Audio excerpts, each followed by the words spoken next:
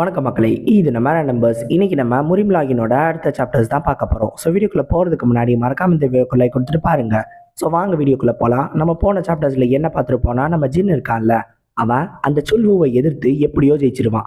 அப்படி ஜெயிச்சதுக்கப்புறம் இந்த ஒரு ஜின் ஃபேமிலிக்கு சதர்ன் செக்டை சேர்ந்த டைகர் ஸ்வாட்ஸ்மேன் அப்படின்னு சொல்லி ஒரு எல்டர் வந்துடும். இந்த ஒரு எல்டர் எதுக்காக இங்கே வந்திருப்பான் அப்படின்னா, ஏற்கனவே நம்ம சியோங் வந்துட்டு காங் அப்படின்னு சொல்லி ஒருத்தனோட கையை உடச்சிருப்பான். அவனும் சதர்ன் செக்டை சேர்ந்தவன் தான். ஸோ அவனோட கையை உடைச்சதுனால அந்த ஒரு விஷயத்துக்கு பழி வாங்கணும் அப்படின்றதுக்காக தான் இந்த ஒரு எல்டர் இங்கே வந்திருப்பான். ஸோ வந்தவன் நம்ம ஜின்னையும் சியோங் பொங்கையும் பழி வாங்கணும் அப்படின்னு சொல்லி ஒரு எண்ணத்திலே இருப்பான். முதல்ல மவுண்ட் வா செக்ட், அதாவது நம்ம சியோங் இருக்கிற மவுண்ட் வா செக்டுக்கு ஒரு கம்ப்ளைண்ட்டை ரைஸ் பண்ணுறேன் அப்படின்னு சொல்லிட்டு நம்ம ஜின் ஃபேமிலியை லாக்டவுனில் போட சொல்லிடுவான். இதை கேட்டுட்டு நம்ம அண்ணாத்தான் ரொம்ப கோவப்படுவார். இருந்தாலும் அத்தாரிட்டிக்கு எதிராக ஒன்றும் பண்ண முடியாம அவரே அமைதியா இருப்பார். இந்த மாதிரியான ஒரு சுச்சுவேஷன்ல இருந்து நம்ம ஜின்னையும் அவனோட ஃபேமிலியையும் காப்பாத்தினது ஃபயர் கிங் தான். அவர் காப்பாத்தினதுக்கு அப்புறம் அவரும் நம்ம ஜின் ஃபேமிலியில தான் தங்கியிருப்பாரு.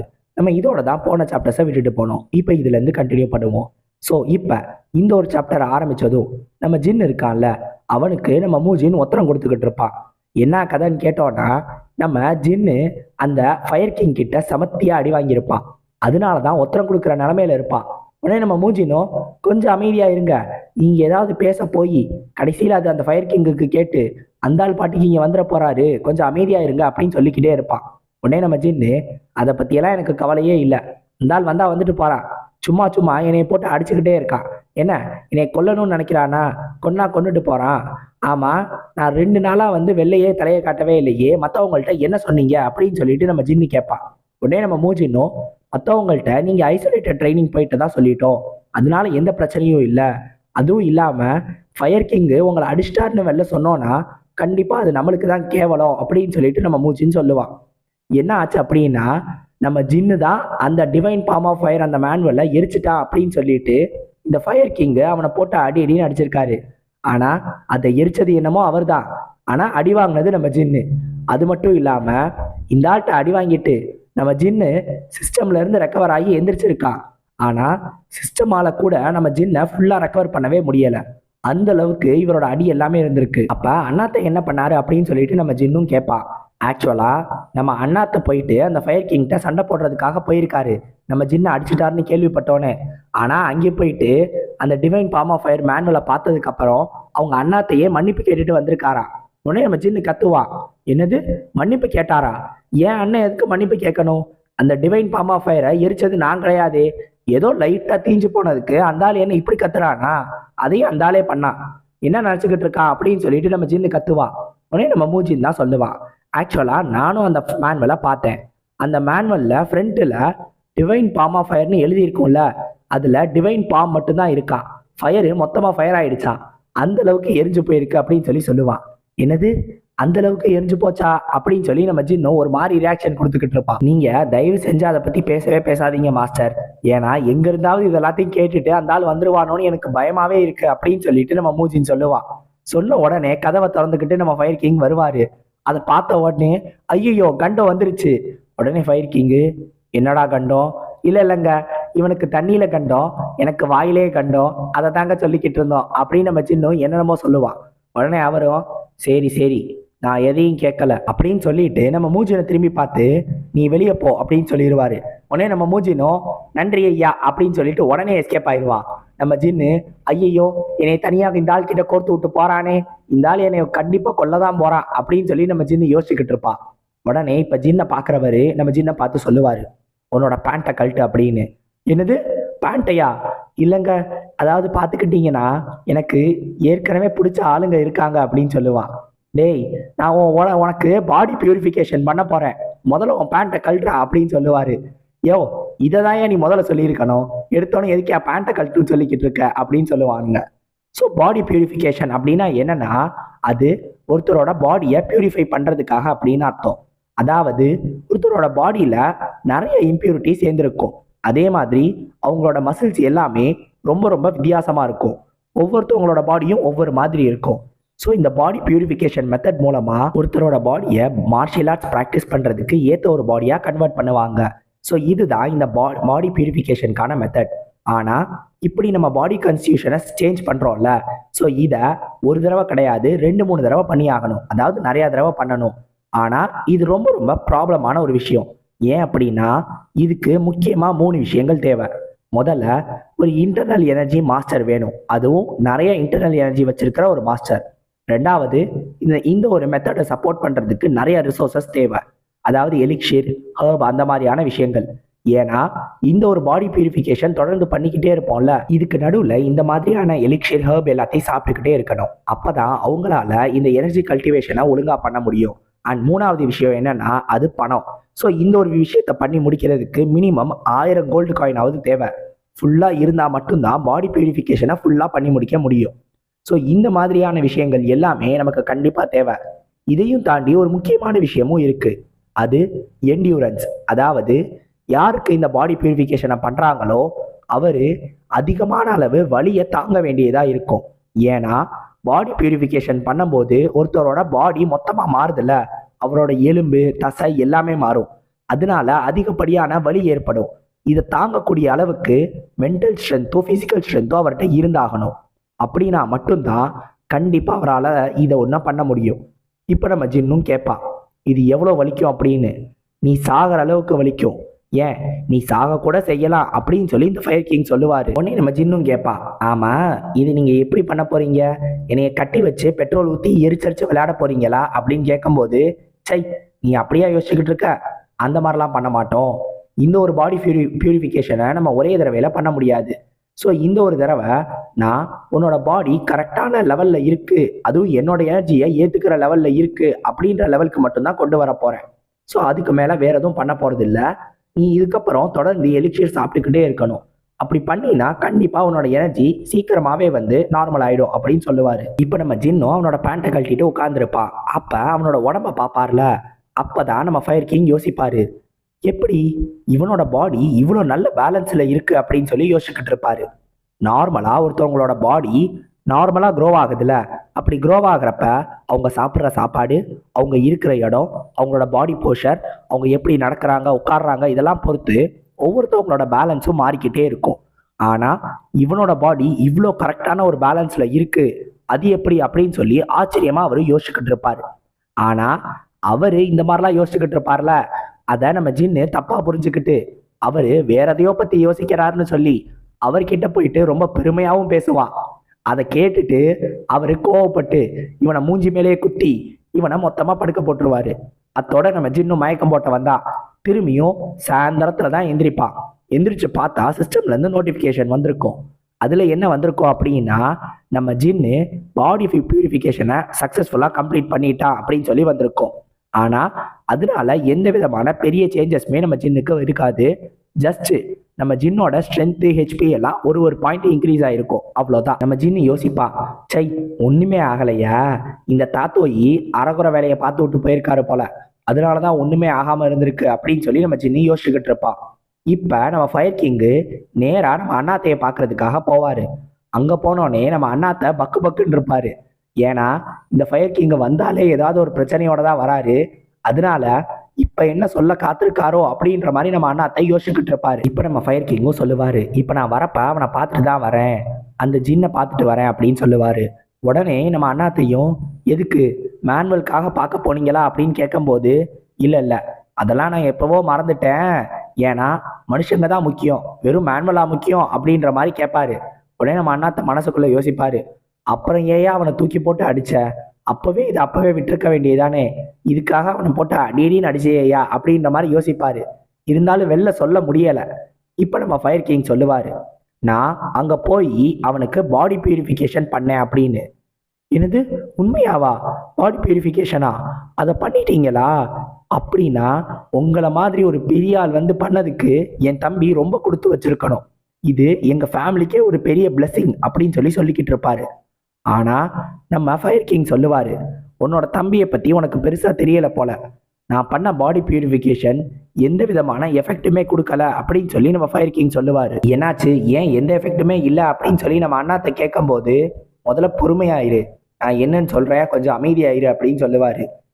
ஏன் எஃபெக்டே இல்லை அப்படின்னா, அவன் பாடிக்கு எந்த விதமான பாடி பியூரிஃபிகேஷனும் தேவையில்ல அப்படின்னு சொல்லி தான் நான் நினைக்கிறேன் அப்படின்னு சொல்லிட்டு அவர் சொல்லுவார்.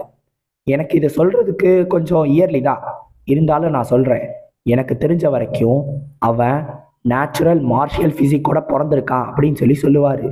என்னது, நேச்சுரல் மார்ஷியல் பாடியா? அதோடையா என் தம்பி பிறந்திருக்கா அப்படின்னு நம்ம அண்ணனும் ரொம்ப ஆச்சரியப்படுவார். இதை கேட்டுட்டு நம்ம ஜின்னோட அண்ணன் ஃபர்ஸ்ட் ஆச்சரியப்பட்டாலும் அதுக்கப்புறம் பெருசா எந்த விதமான ரியாக்ஷனும் காட்ட மாட்டாரு. உடனே நம்ம ஃபயர் கிங்கும் கேட்பாரு, என்ன உனக்கு ஆச்சரியமா இல்லையா?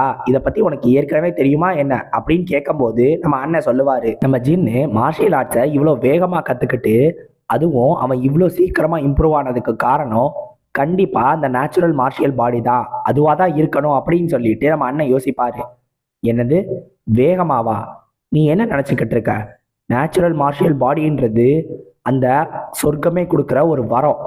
அந்த மாதிரியான ஒரு விஷயன்றது ஒரு கடவுளே ஒரு மனுஷனோட உடம்புக்குள்ள வந்து பிறக்கிற மாதிரி. இது கிட்டத்தட்ட லட்சத்துல ஒரு வருஷத்துக்கு ஒருத்தருக்கு மட்டும் நடக்கக்கூடிய ஒன்று. இவன் நிறைய விஷயங்களை பண்ணியிருக்கலாம், நிறைய சாதிச்சிருக்கலாம், திறமசாலியா கூட இருக்கலாம். ஆனா இவனை நீ அந்த அளவுக்கெல்லாம் கம்பேர் பண்ணவே கூடாது. ஏன்னா நேச்சுரல் மார்ஷியல் பாடியெல்லாம் எடுத்துக்கிட்டீங்கன்னா அவங்க கம்பேர் பண்ணது, அவங்க அச்சீவ் பண்ணது எல்லாத்தையும் பார்த்தீங்கன்னா அது எல்லாம் எங்கேயோ இருக்கும். ஏன், அதனால தான் என்னால் இதை உறுதியாகவும் சொல்ல முடியலை. நீ சியோங் பூங்க பார்த்தீங்கனாலே உனக்கே தெரியும். நம்ம ஜின்னோட வயசுலேயே எக்கச்சக்க பேர், நம்ம ஜின்னை விட திறமசாலிங்க நிறைய பேர் இருக்காங்க. ஸோ இன்னும் நிறைய பேரோட பேர் வெளில கூட தெரியலை. அந்த அளவுக்கு ஸ்ட்ராங்கஸ்டான ஆளுங்களால இந்த உலகம் நிரம்பி கிடக்கு. அப்படி இருக்கிறப்ப நீ ஜின்னை ரொம்ப டேலண்டட்னு சொல்லிட முடியாது. அவன் வேணா பீக் மாஸ்டரா இருக்கலாம், ஆனா சுப்ரீம் பீக்லேயே இதை விட ஸ்ட்ராங்கஸ்டான ஆளுங்க நிறைய பேர் இருக்காங்க. ஸோ அதனால இந்த மாதிரியான லெஜண்டை நம்ம லெஜண்டா மட்டும்தான் எடுத்துக்கணும். மேபி அவனை ஒரு ஜீனியஸ்னு சொல்லலாம், அவ்வளோதான் அப்படின்னு சொல்லிட்டு நம்ம ஃபயர் கிங் சொல்லுவார். இதை கேட்டுட்டு அவங்க அண்ணன், உங்களுக்கு இன்னும் ஜின்னை பற்றி ஃபுல்லாக தெரியலைன்னு நினைக்கிறேன். 3 மாதம், வெறும் 3 மாதம்தான் நம்ம ஜின்னு ஒரு தேர்ட் ரேட் மார்ஷியல் ஆர்டிஸ்டாக இருந்து ஒரு பீக் மார்ஷியல் ஆர்டிஸ்டாக மாறி இருக்கான். அவ்வளோ நாள் மட்டும்தான் அவன் மார்ஷியல் ஆர்ட்டையே கற்றுக்கிட்டு இருக்கான். இப்போ யோசிச்சு பாருங்க அப்படின்னு சொல்லிட்டு சொல்லுவார். என்னோட பிரதரோட ஜீனியஸ்ன்றது இந்த உலகத்தில் இல்லை, இந்த மொத்த ஹிஸ்ட்ரியிலையுமே பெஸ்டான ஒன்றா இருக்கணும். அந்த அளவுக்கு என் பிரதர் ஒரு ஜீனியஸ் அப்படின்னு சொல்லிட்டு நம்ம அண்ணாத்த பெருமையாக சொல்லிக்கிறவாரு. இதை கேட்டுட்டு நம்ம ஃபயர் கிங்குக்கு ரொம்ப ஆச்சரியமா இருக்கும். என்னன்னா இப்படி ஒரு விஷயம் பாசிபிளே கிடையாது. வெறும் 3 மாசத்துல தேர்ட் ரேட்ல இருந்து பீக்கா? இதை யாராலையும் பண்ண முடியாது. ஆனா அவனோட பாடி ரொம்ப ரொம்ப பர்ஃபெக்டா இருந்துச்சு. அவனோட போன் ஸ்ட்ரக்சரா இருக்கட்டும், ஆங்கிளா இருக்கட்டும், அவன் மசிலோட ஷேப்பா இருக்கட்டும், அது எல்லாமே பர்ஃபெக்ட் பேலன்ஸா இருந்துச்சு. இப்படி ஒரு பாடி எக்ஸிஸ்ட் ஆகுமா என்ன அப்படின்னு சொல்லி நம்ம ஃபயர் கிங்கே ஆச்சரியப்பட்டு தான் பார்த்தாரு. ஆனா அவரால் உறுதியா சொல்ல முடியாம இருந்துச்சு. மேபி இப்போ நம்ம ஜின்னை பத்தி கேட்ட உடனே அவன்கிட்ட கண்டிப்பா நேச்சுரல் மார்ஷியல் பாடி இருக்க வாய்ப்பு இருக்கோ அப்படின்னு சொல்லி நம்ம ஃபயர் கிங்கே யோசிச்சுக்கிட்டு இருக்காரு. அப்படின்னா இப்படி ஒரு பாடி வச்சிருக்கிறவன் இன்னும் பவர்ஃபுல்லான மார்ஷியல் ஆர்ட்ஸை கத்துக்கிட்டானா, அதோட எலிக்ஷரை எடுத்துக்கிட்டானா, ஏன் மேபி ரொம்ப ரொம்ப மேபின்னு எடுத்துக்கிட்டாலும் அவன் என்னோட மார்ஷியல் ஆர்ட்ஸே கத்துக்கிட்டு நானே அவனுக்கு சொல்லி கொடுத்தேனா அப்படின்னு சொல்லி நம்ம ஃபயர் கிங் யோசிப்பாரு. ஐயோ தெரியாம சொல்லிட்டேனே, இல்ல இல்ல இல்ல, இந்த மாதிரிலாம் நான் யோசிக்க கூடாது. நீ ஒரு ஃபூல்ரா, நீ முதல்ல அமைதியா இரு, இன்னொரு டிசிபிள் உனக்கு வேணாம் அப்படின்னு சொல்லி அவரே திட்டிக்கிடுவாரு. இப்ப இந்த பார்ட்டியும் அமர்க்கலமா நடந்துகிட்டு இருக்கோம். நம்ம ஜின்னும் மூஜின்னும் அப்படியே முழிச்சுக்கிட்டு இருப்பானுங்க. ஏன் அப்படின்னா நம்ம அண்ணாத்தையும் ஃபயர் கிங்கும் ஒன்னா உட்காந்து சந்தோஷமா தண்ணி அடிச்சுக்கிட்டு இருப்பாங்க. அப்ப நம்ம ஜின்னை கூப்பிட்டு வர சொல்லியிருப்பாங்களாம். நம்ம ஜின்னும் உடனே வந்திருப்பான். ஆனா இந்த ஃபயர் கிங்கு, நீ என்ன இவ்வளோ லேட்டா வரியா அப்படின்னு சொல்லி அவனை திட்டிக்கிட்டு இருப்பாரு. உடனே நம்ம ஜின்னு அவரை பார்த்துட்டு, இந்த ஆள் என்ன எதுவும் பேயா, இவ்வளோ குடிச்சுக்கிட்டே இருக்காரு, நான் உடனே வரலன்றது இந்த ஆளுக்கு எப்படி தெரியும் அப்படின்னு சொல்லி யோசிச்சுக்கிட்டு இருப்பான். உடனே நம்ம ஜின்னு கிட்ட ஒரு ஒயின் கப்பை எடுத்து கொடுத்து, இந்தா குடி அப்படின்னு சொல்லுவாரு. நம்ம ஜின்னு குடிச்சு முடிச்சோடனே இந்தா அடுத்தது அப்படின்பாரு. இல்லைங்க இப்பதான் குடிச்சேனோடனே திரும்பி குடிக்க சொல்லுவாரு. நம்ம ஜின்னும் குடிப்பான், அடுத்ததையும் கொடுப்பாரு. அடுத்துன்னு நம்ம ஜின்னு அங்கிருந்த மொத்தத்தையும் காலி பண்ணிடுவான். இப்போ அவரு, இரு நான் போயிட்டு இன்னொன்று எடுத்துட்டு வரேன் அப்படின்னு சொல்லி இன்னொரு கேன் எடுக்கிறதுக்காக போவாரு. என்னாச்சு, இந்த ஆள் எதுக்கு எனக்கு இவ்வளோ சரக்கை ஊற்றி ஊற்றி கொடுத்துக்கிட்டே இருக்காரு, சரியில்லையே, சரி ஏதோ ஒன்று இந்த ஆள் கிட்ட தப்பிச்சது வரைக்கும் நல்லது அப்படின்னு சொல்லி நம்ம ஜின்னும் யோசிச்சுக்கிட்டு இருப்பான். இப்ப நம்ம ஜின்னை பாக்குறதுக்காக இன்னொருத்தர் வருவார். அவர் யாருன்னா, இவரோட பேரு யூ புல்கூன். இவர் யூஇ ஃபேமிலியை சேர்ந்தவர், ஷாங்டாங்ல இருக்கு. ஸோ இவர் ஹெவன்லி மார்ஷியல் அகாடமியில் ஸ்பியர்மேன்ஷிப்பை டீச் பண்ணுற ஒரு ப்ரொஃபஸராக இருக்கார். இது கேட்ட உடனே நம்ம ஜின்னு யோசிப்பான், இந்த ஒரு அகாடமி இங்கே தானே என்னோட அண்ணன் படிக்கிறான் அப்படின்னோடனே, ஆமாம் நானும் கேள்விப்பட்டேன், அவர் ஐசோலேட்டட் ட்ரைனிங்கில் தானே இருக்காரு. ஆக்சுவலாக நம்ம ஜின்னோட அண்ணனை கூட்டிகிட்டு போகிறதுக்காக தான் இவர் வந்திருக்காரு திரும்பி அகாடமிக்கு. ஆனால் நம்ம ஜின்மோ இப்போ ஐசோலேட்டட் ட்ரைனிங்க்கு போயிட்டான்ல, ஸோ அவனை போய் கூப்பிடுறது ரொம்ப கஷ்டம். ஏன்னா அவன் ட்ரைனிங்குள்ளே போயிட்டானா அவன் என்ன நினச்சிட்டு உள்ளே போனானோ அது நடக்கிற வரைக்கும் கண்டிப்பாக அந்த ட்ரைனிங்லேருந்து வெளில வர மாட்டான். ஸோ அதனால தான் கண்டிப்பாக அவனை கூப்பிடுறது கஷ்டம் அப்படின்னு சொல்லிட்டு நம்ம ஜின்னும் சொல்லிக்கிட்டு இருப்பான். உடனே இந்த இன்ஸ்ட்ரக்டரும் சொல்லுவார், அப்படின்னா நீங்கள் என்ன நினைக்கிறீங்க அப்படின்னு, நீங்கள் எங்கள் அகாடமியில் வந்து ஒரு ஸ்டூடெண்ட்டாக மாறுறீங்களா அப்படின்னு சொல்லிட்டு அவர் கேட்பாரு. நீங்கள் ஒரு வேளை ஏற்கனவே ஃபயர் கிங்கிட்ட கற்றுக்குறீங்கன்னா இதை நீங்கள் கண்டுக்க தேவையில்ல, ஆனால் இதுக்கு உங்களுக்கு ஒரு ஆப்பர்ச்சுனிட்டி இருக்குது அப்படின்னு சொல்லிட்டு சொல்லுவார். இதை சொன்ன உடனே நம்ம ஜின்னும் யோசிக்க ஆரம்பிச்சிடுவான். ஹெவன்லி மார்ஷியல் அகாடமி, நான் ஏன் இதை பற்றி ஆரம்பத்தில் யோசிச்சு பார்க்கல? ஸோ இந்த ஒரு இடத்துல இருந்தா, அதாவது ஜின் ஃபேமிலியிலேயே இருந்தா யாராவது வந்து தன்னை கொன்றுவாங்களோ அப்படின்னு சொல்லி நம்ம ஜின்னு பயந்துக்கிட்டே இருக்கணும். ஆனால் அந்த அகாடமிக்கு போயிட்டான்னா அவன் மார்ஷியல் ஆர்ட்ஸும் கற்றுக்கலாம், அவன் கூட இருக்கிறவங்கள வச்சு அவன் ட்ரைனிங்கும் எடுக்கலாம், அவனோட ஸ்கில்ஸையும் வளர்த்துக்கலாம். ஏன் அவனை பற்றி நிறைய பேருக்கு தெரியவும் ஆரம்பிச்சிடும். அதே மாதிரி ஒரு சில விஷயங்களை அவன் சாதிச்சானா அந்த அகாடமியிலேயே நல்ல பெரிய பெரிய மார்ஷியல் ஆர்ட்ஸை கற்றுக்கிறதுக்கான மேனுவலும் அவனுக்கு கிடைக்கும். நம்ம ஜின்மு மாதிரி இவனும் ஸ்ட்ராங்கஸ்டாக மாறலாம் அப்படின்னு சொல்லி நம்ம ஜின்னு யோசிப்பான். ஸோ எப்போ பார்த்தாலும் அவன் எங்கேருந்தாவது ஓடிக்கிட்டே இருக்கிறதுக்கு இந்த மாதிரி ஒரு விஷயத்த பண்ணலாமே அப்படின்னு சொல்லி நம்ம ஜின்னு யோசிப்பான். இப்போதைக்கு அவன் ஜின் ஃபேமிலியிலே இருந்தால் அவனால் ஸ்ட்ராங்காக மாற முடியாது. ஸோ அவன் வெளில போய் அவனையே எக்ஸ்ப்ளோர் பண்ணணும்னு நினப்பான். அப்போ இப்போ என்ன நினைக்கிறீங்க, எங்கள் ஸ்டூடெண்ட்டாக மாறிக்கிறீங்களா அப்படின்னு சொல்லி அந்த இன்ஸ்ட்ரக்டரும் கேட்பாரு. நம்ம ஜின்னும் யோசிப்பான், ஒருவேளை ஃபயர் கிங்கோட டிசிப்ளாக மாறினா நல்லா தான் இருக்கும், ஆனால் அதுக்கு வாய்ப்பு கிடையாது, அந்தால் சும்மா தான் எனக்கு ஹெல்ப் பண்ணாரு. அப்படின்னா இப்போதைக்கு என்கிட்ட இருக்கிற ஒரே ஒரு ஆப்ஷன் இந்த ஹெவன்லி மார்ஷியல் அகாடமி தான், இதுக்கு போகிறது தான் நல்லது அப்படின்னு சொல்லி நம்ம ஜின்னும் நானு அப்படின்னு சொல்லதான் வருவான். உடனே பின்னாடி இருந்து ஒரு வாய்ஸ் கேட்கும், அவன் மேல இருந்து உன் கையை எடுறா அப்படின்னு. எனக்கு சொந்தமான ஒரு பொருள் கிட்ட இருந்து நீ கையை எடு, எனக்கு சொந்தமான பொருளை தொடுறதுக்கு யாருக்கும் அனுமதி கிடையாது அப்படின்னு சொல்லிட்டு சொல்லுவாரு. இதை கேட்டுட்டு அவர் பயந்துகிட்டு இருப்பாரு. இப்ப இந்த ஃபயர் கிங் கேட்பாரு, எனக்கு சொந்தமான ஒரு பொருளை நீ எப்படா தொடலாம் அப்படின்னு. என்னது பொருளா, நானா அப்படின்னு சொல்லி நம்ம இன்னும் யோசிச்சுக்கிட்டு இருப்பான். இப்ப உடனே அவரும் சொல்லுவாரு, அந்த இன்ஸ்ட்ரக்டர், நான் ஒன்றும் இவனை இங்கேருந்து கூட்டிட்டு போலான்னா நினைக்கல, ஜஸ்ட் இவனுக்கு ஒரு ஆப்பர்ச்சுனிட்டி மட்டும் தான் கொடுத்தேன் அப்படின்னு சொல்லும் போது, ஆப்பர்ச்சுனிட்டி நீ எதுக்காக இதெல்லாம் பண்றேன்னு எனக்கு தெரியாதுன்னு நினைச்சியா? நீ அவனை கூட்டிட்டு போகல, அவனை திருடிட்டு போலான்னு வந்திருக்க, இதெல்லாம் எனக்கு தெரியாதுன்னு நினைக்கிறியா அப்படின்னு சொல்லி கேட்டுக்கிட்டு இருப்பாரு. உடனே இந்த இன்ஸ்ட்ரக்டரும் சொல்லுவாரு, நான் ஒன்னும் யூ ஃபேமிலியில இருந்து இந்த இடத்துக்கு வரல, ஒரு இன்ஸ்ட்ரக்டரா வந்திருக்கேன், ஒரு ஸ்டூடெண்டா தேக்கியுங்க இங்க இருந்து கூட்டிட்டு போலான்னு நினைச்சிருக்கேன், அவ்வளவுதான், இதுல எந்த தப்பும் இல்லையே, நான் ஒன்னும் இதை வேணும்னே எல்லாம் பண்ணல, என்னோட எக்ஸிக்யூட்டிவ் சொன்னாங்க அதை நான் பண்றேன், அவ்வளவுதான் அப்படின்னு சொல்லிட்டு இந்த இன்ஸ்ட்ரக்டர் சொல்லுவாரு. இதை கேட்ட உடனே இந்த ஃபயர் கிங்கு, அப்படின்னா எனக்கும் இந்த தேக்கியுங்கும் என்ன சம்பந்தம் தெரிஞ்சும் கூட உன்னோட எக்ஸிக்யூட்டிவ்ஸ் இதெல்லாம் பண்ண சொல்லியிருக்காங்களா அப்படின்னு சொல்லி கோவமா கேட்பாரு.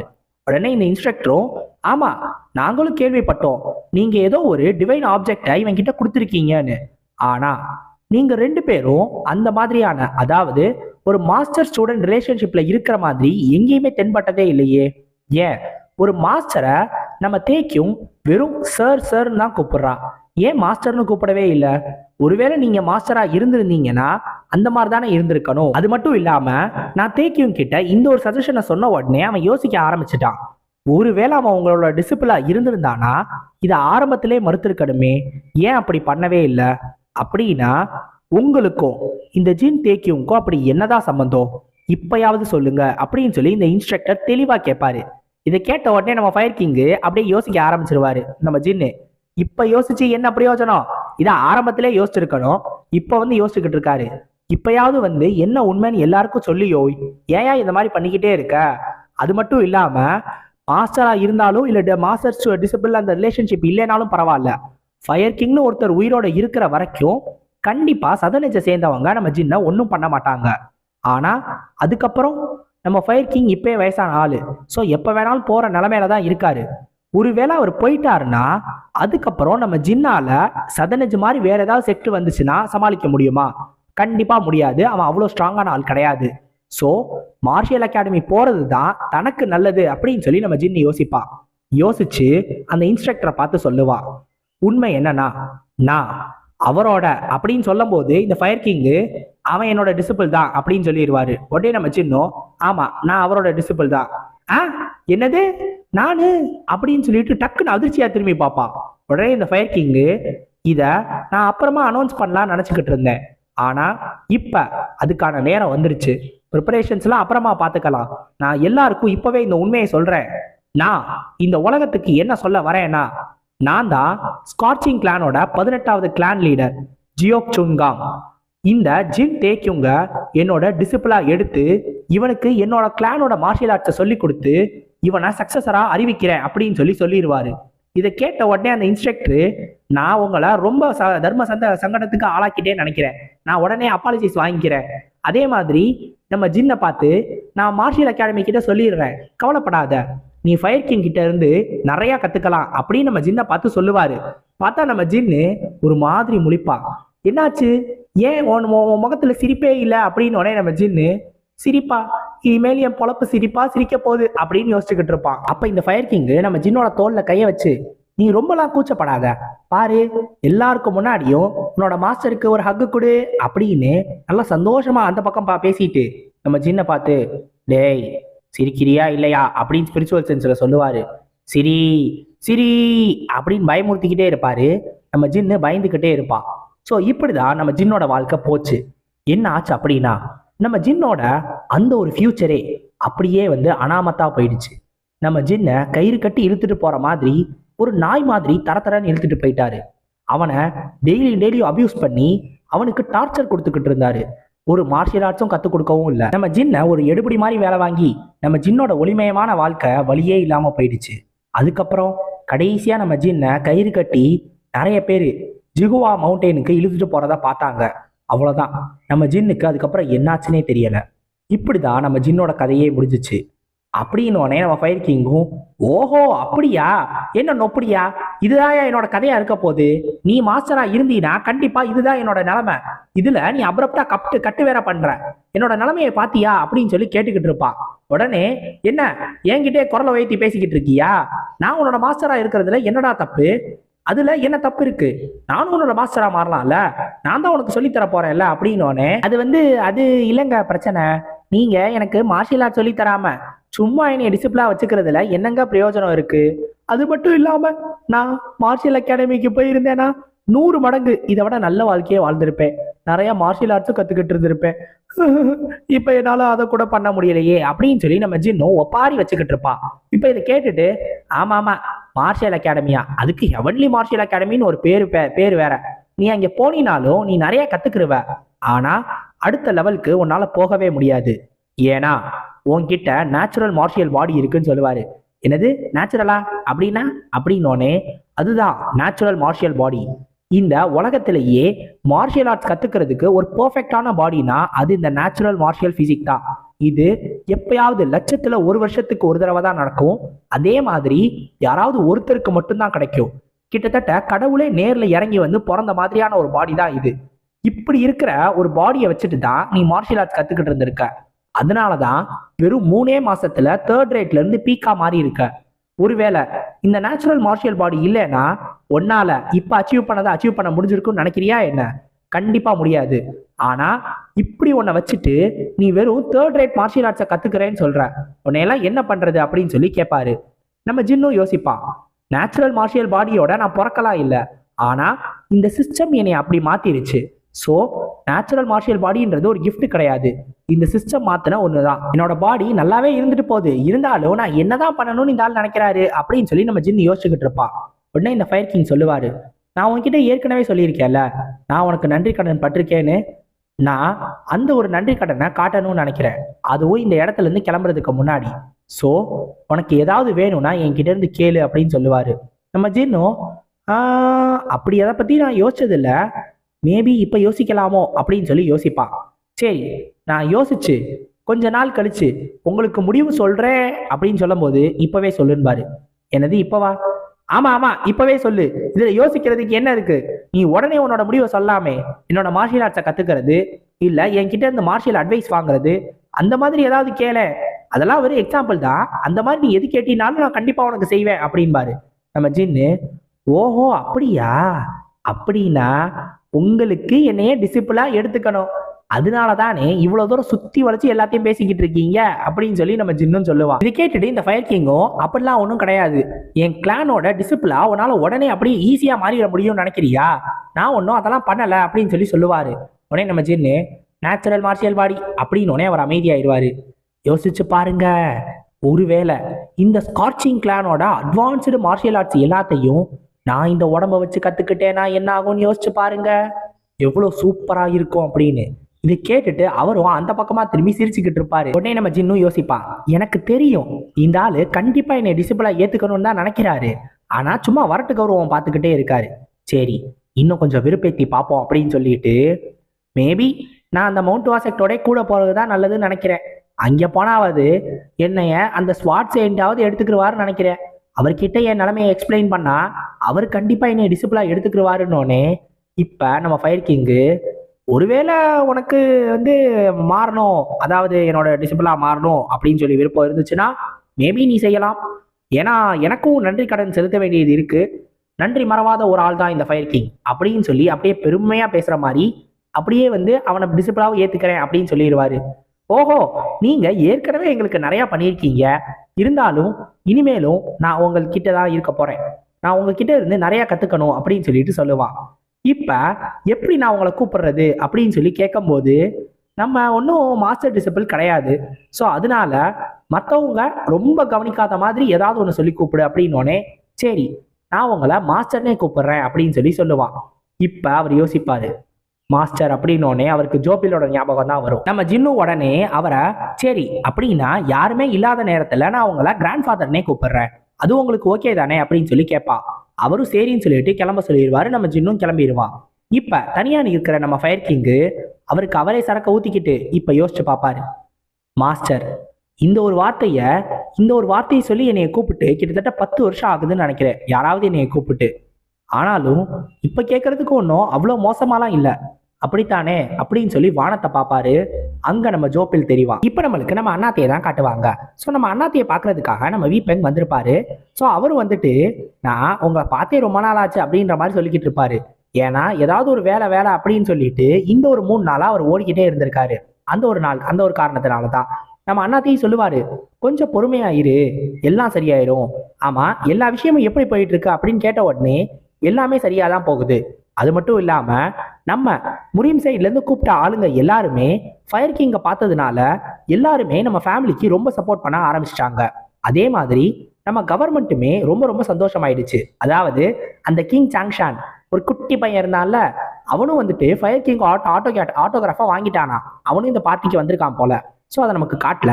ஆனால் ஃபயர் கிங்கோட ஆட்டோகிராஃப் வாங்கினதுனால அவனும் சந்தோஷமாயிட்டான். அந்த ஒரு காரணத்தினால கவர்மெண்ட்டே சந்தோஷமான மாதிரி தான். ஸோ இதையும் பார்த்துட்டு மிச்சம் இருக்கிறவங்க யாரும் எந்த விதமான குறையுமே சொல்லலை. இதனாலேயே எல்லாரும் ஜின் ஃபேமிலியை பாராட்டிக்கிட்டு இருக்காங்க. அது மட்டும் இல்லாம முரீம் சைடு இல்லாம மெர்ச்சன்ஸும் நிறைய பேர் வந்திருப்பாங்கல்ல, அவங்க எல்லாருமே பணத்துக்காக தான் வந்தாங்க. ஸோ பணம் கரெக்டா இருக்கிற வரைக்கும் எல்லாமே சரியா தான் இருக்கும் அப்படின்னு சொல்லிட்டு நம்ம வீப்பெங் சொல்லுவாரு. உடனே நம்ம அண்ணாத்தை கேட்பாரு, அது ஓகே, சரி நம்மளோட பட்ஜெட் எவ்வளோ, ஓரளவு சரியா தான் இருக்கா, மிச்சம் எவ்வளோ இருக்கு அப்படின்னு சொல்லி கேட்பாரு. இதை கேட்ட உடனே அந்த அளவுக்கு இல்லை அப்படின்னு சொல்லி நம்ம வீப்பெங் சொல்லுவாரு. என்னது அந்த அளவுக்கு இல்லையா அப்படின்னு நம்ம அண்ணாத்தை கேட்கும்போது, ஆமா நான் அந்த அளவுக்கு இல்லைன்னு சொல்றது, நம்ம கிஃப்ட் எல்லாத்தையும் வாங்கிக்கிட்டே இருக்கோமே மற்றவங்க கிட்ட இருந்து, அது எல்லாத்தையும் அடைச்சு வைக்கிறதுக்கு நம்ம கிட்ட இடம் அந்த அளவுக்கு இல்லை அப்படின்னு சொல்லிட்டு சொல்லுவாரு. ஏன்னா 2 நாளைக்கு முன்னாடியே 2 குடோன் ஃபுல் ஆகுற அளவுக்கு இவங்க கிஃப்ட் எல்லாத்தையும் அடைச்சிட்டாங்களாம்.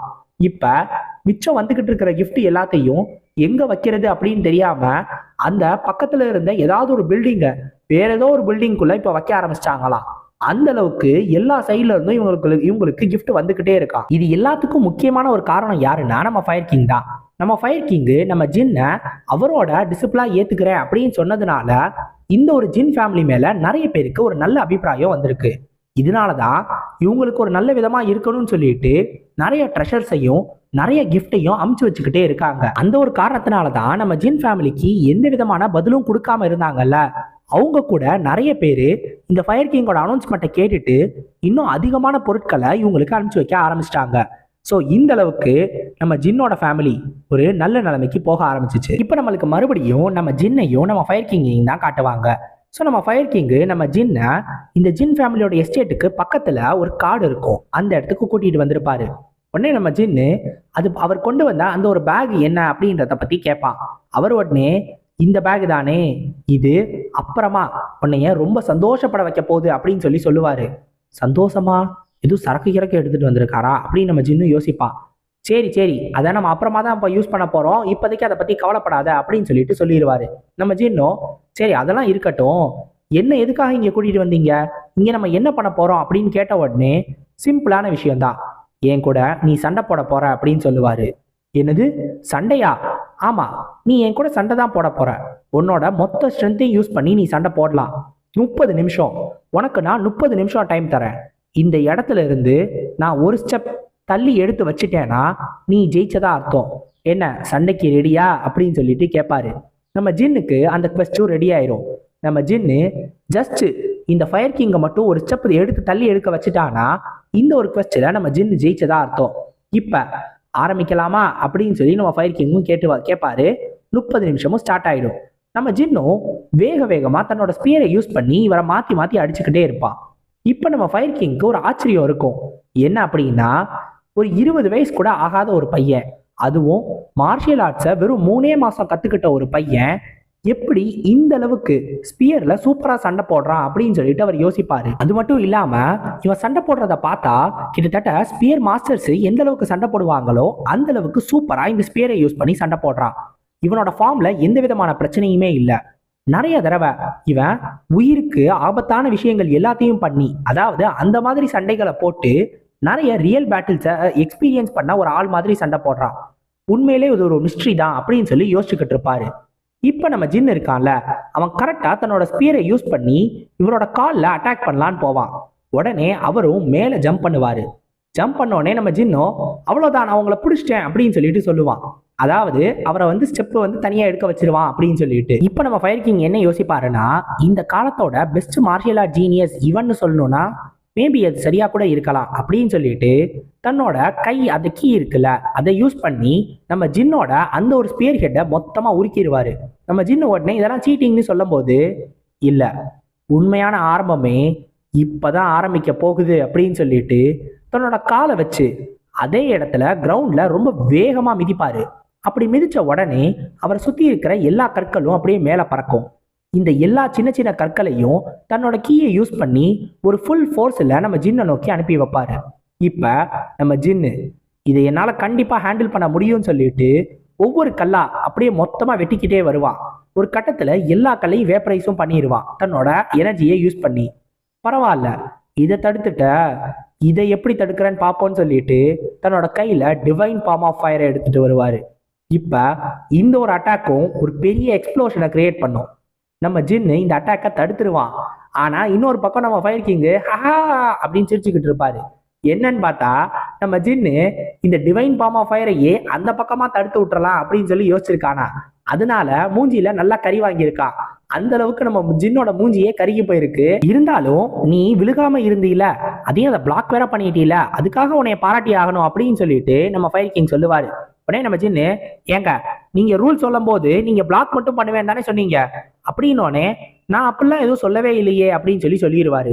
சை, இருந்தாலும் ஃபயர் கிங்னு ஒரு ஆளு என்ன மாதிரி, அதுவும் உங்க பேர வயசுல இருக்கிற ஒரு சின்ன பையன் கிட்ட இந்த மாதிரி ஸ்ட்ரென்த்தை யூஸ் பண்ணி சண்டை போடுறீங்களே, இதெல்லாம் நியாயமா அப்படின்னு சொல்லிட்டு கேட்பான்.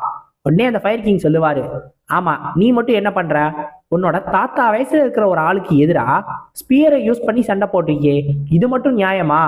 அது மட்டும் இல்லாம உன்னைய நீயே ஸ்லீப்பிங் டிராகன் ஆஃப் ஷாங்ஷின்னு கூப்பிட்டுக்கலாமா இதெல்லாம் பண்ணிட்டு அப்படின்னு சொல்லி கேட்பாரு.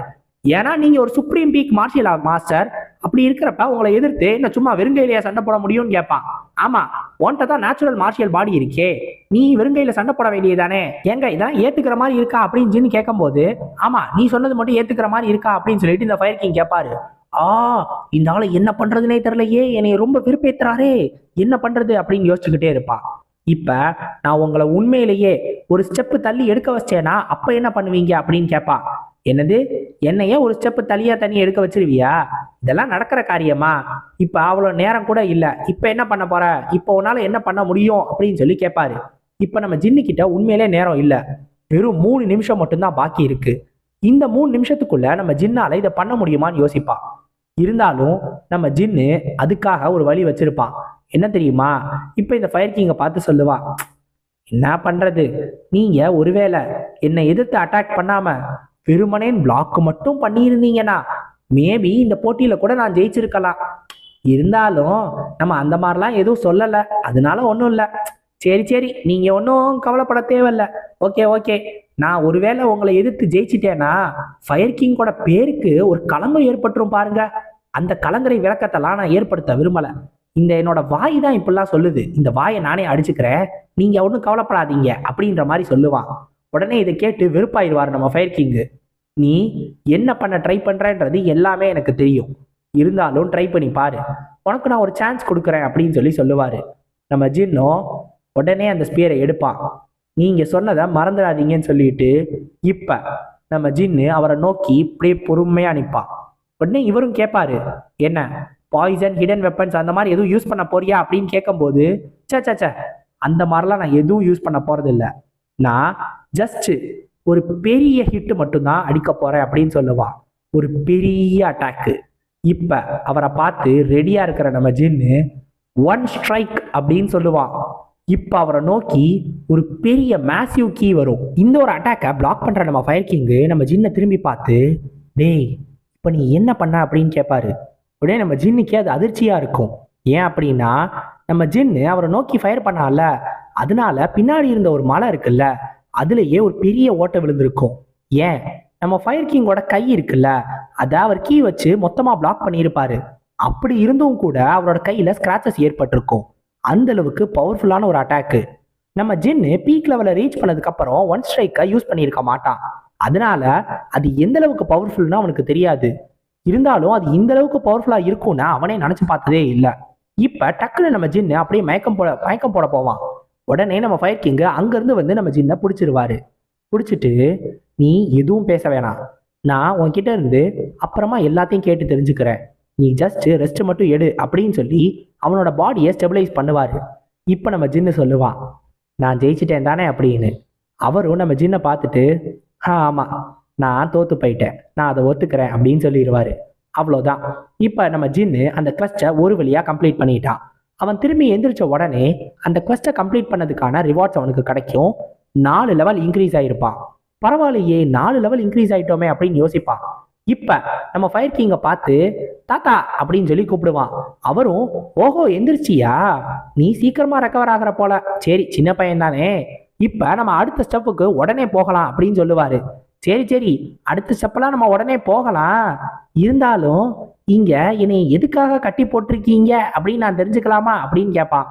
என்னோட பாடியே மூவ் பண்ண முடியல அப்படின்னா என்னோட அக்கு பாயிண்ட்ஸ் எல்லாத்தையும் சீல் பண்ணிட்டீங்க, நீங்க ஏதோ ஒரு நல்ல காரியம் பண்ற மாதிரி தான் தெரியுது, இல்ல தெரியல, கொஞ்சம் மோசமா தான் இருக்கு, என்னன்னு சொன்னீங்கன்னா நல்லா இருக்கும் அப்படின்னு கேட்பான்.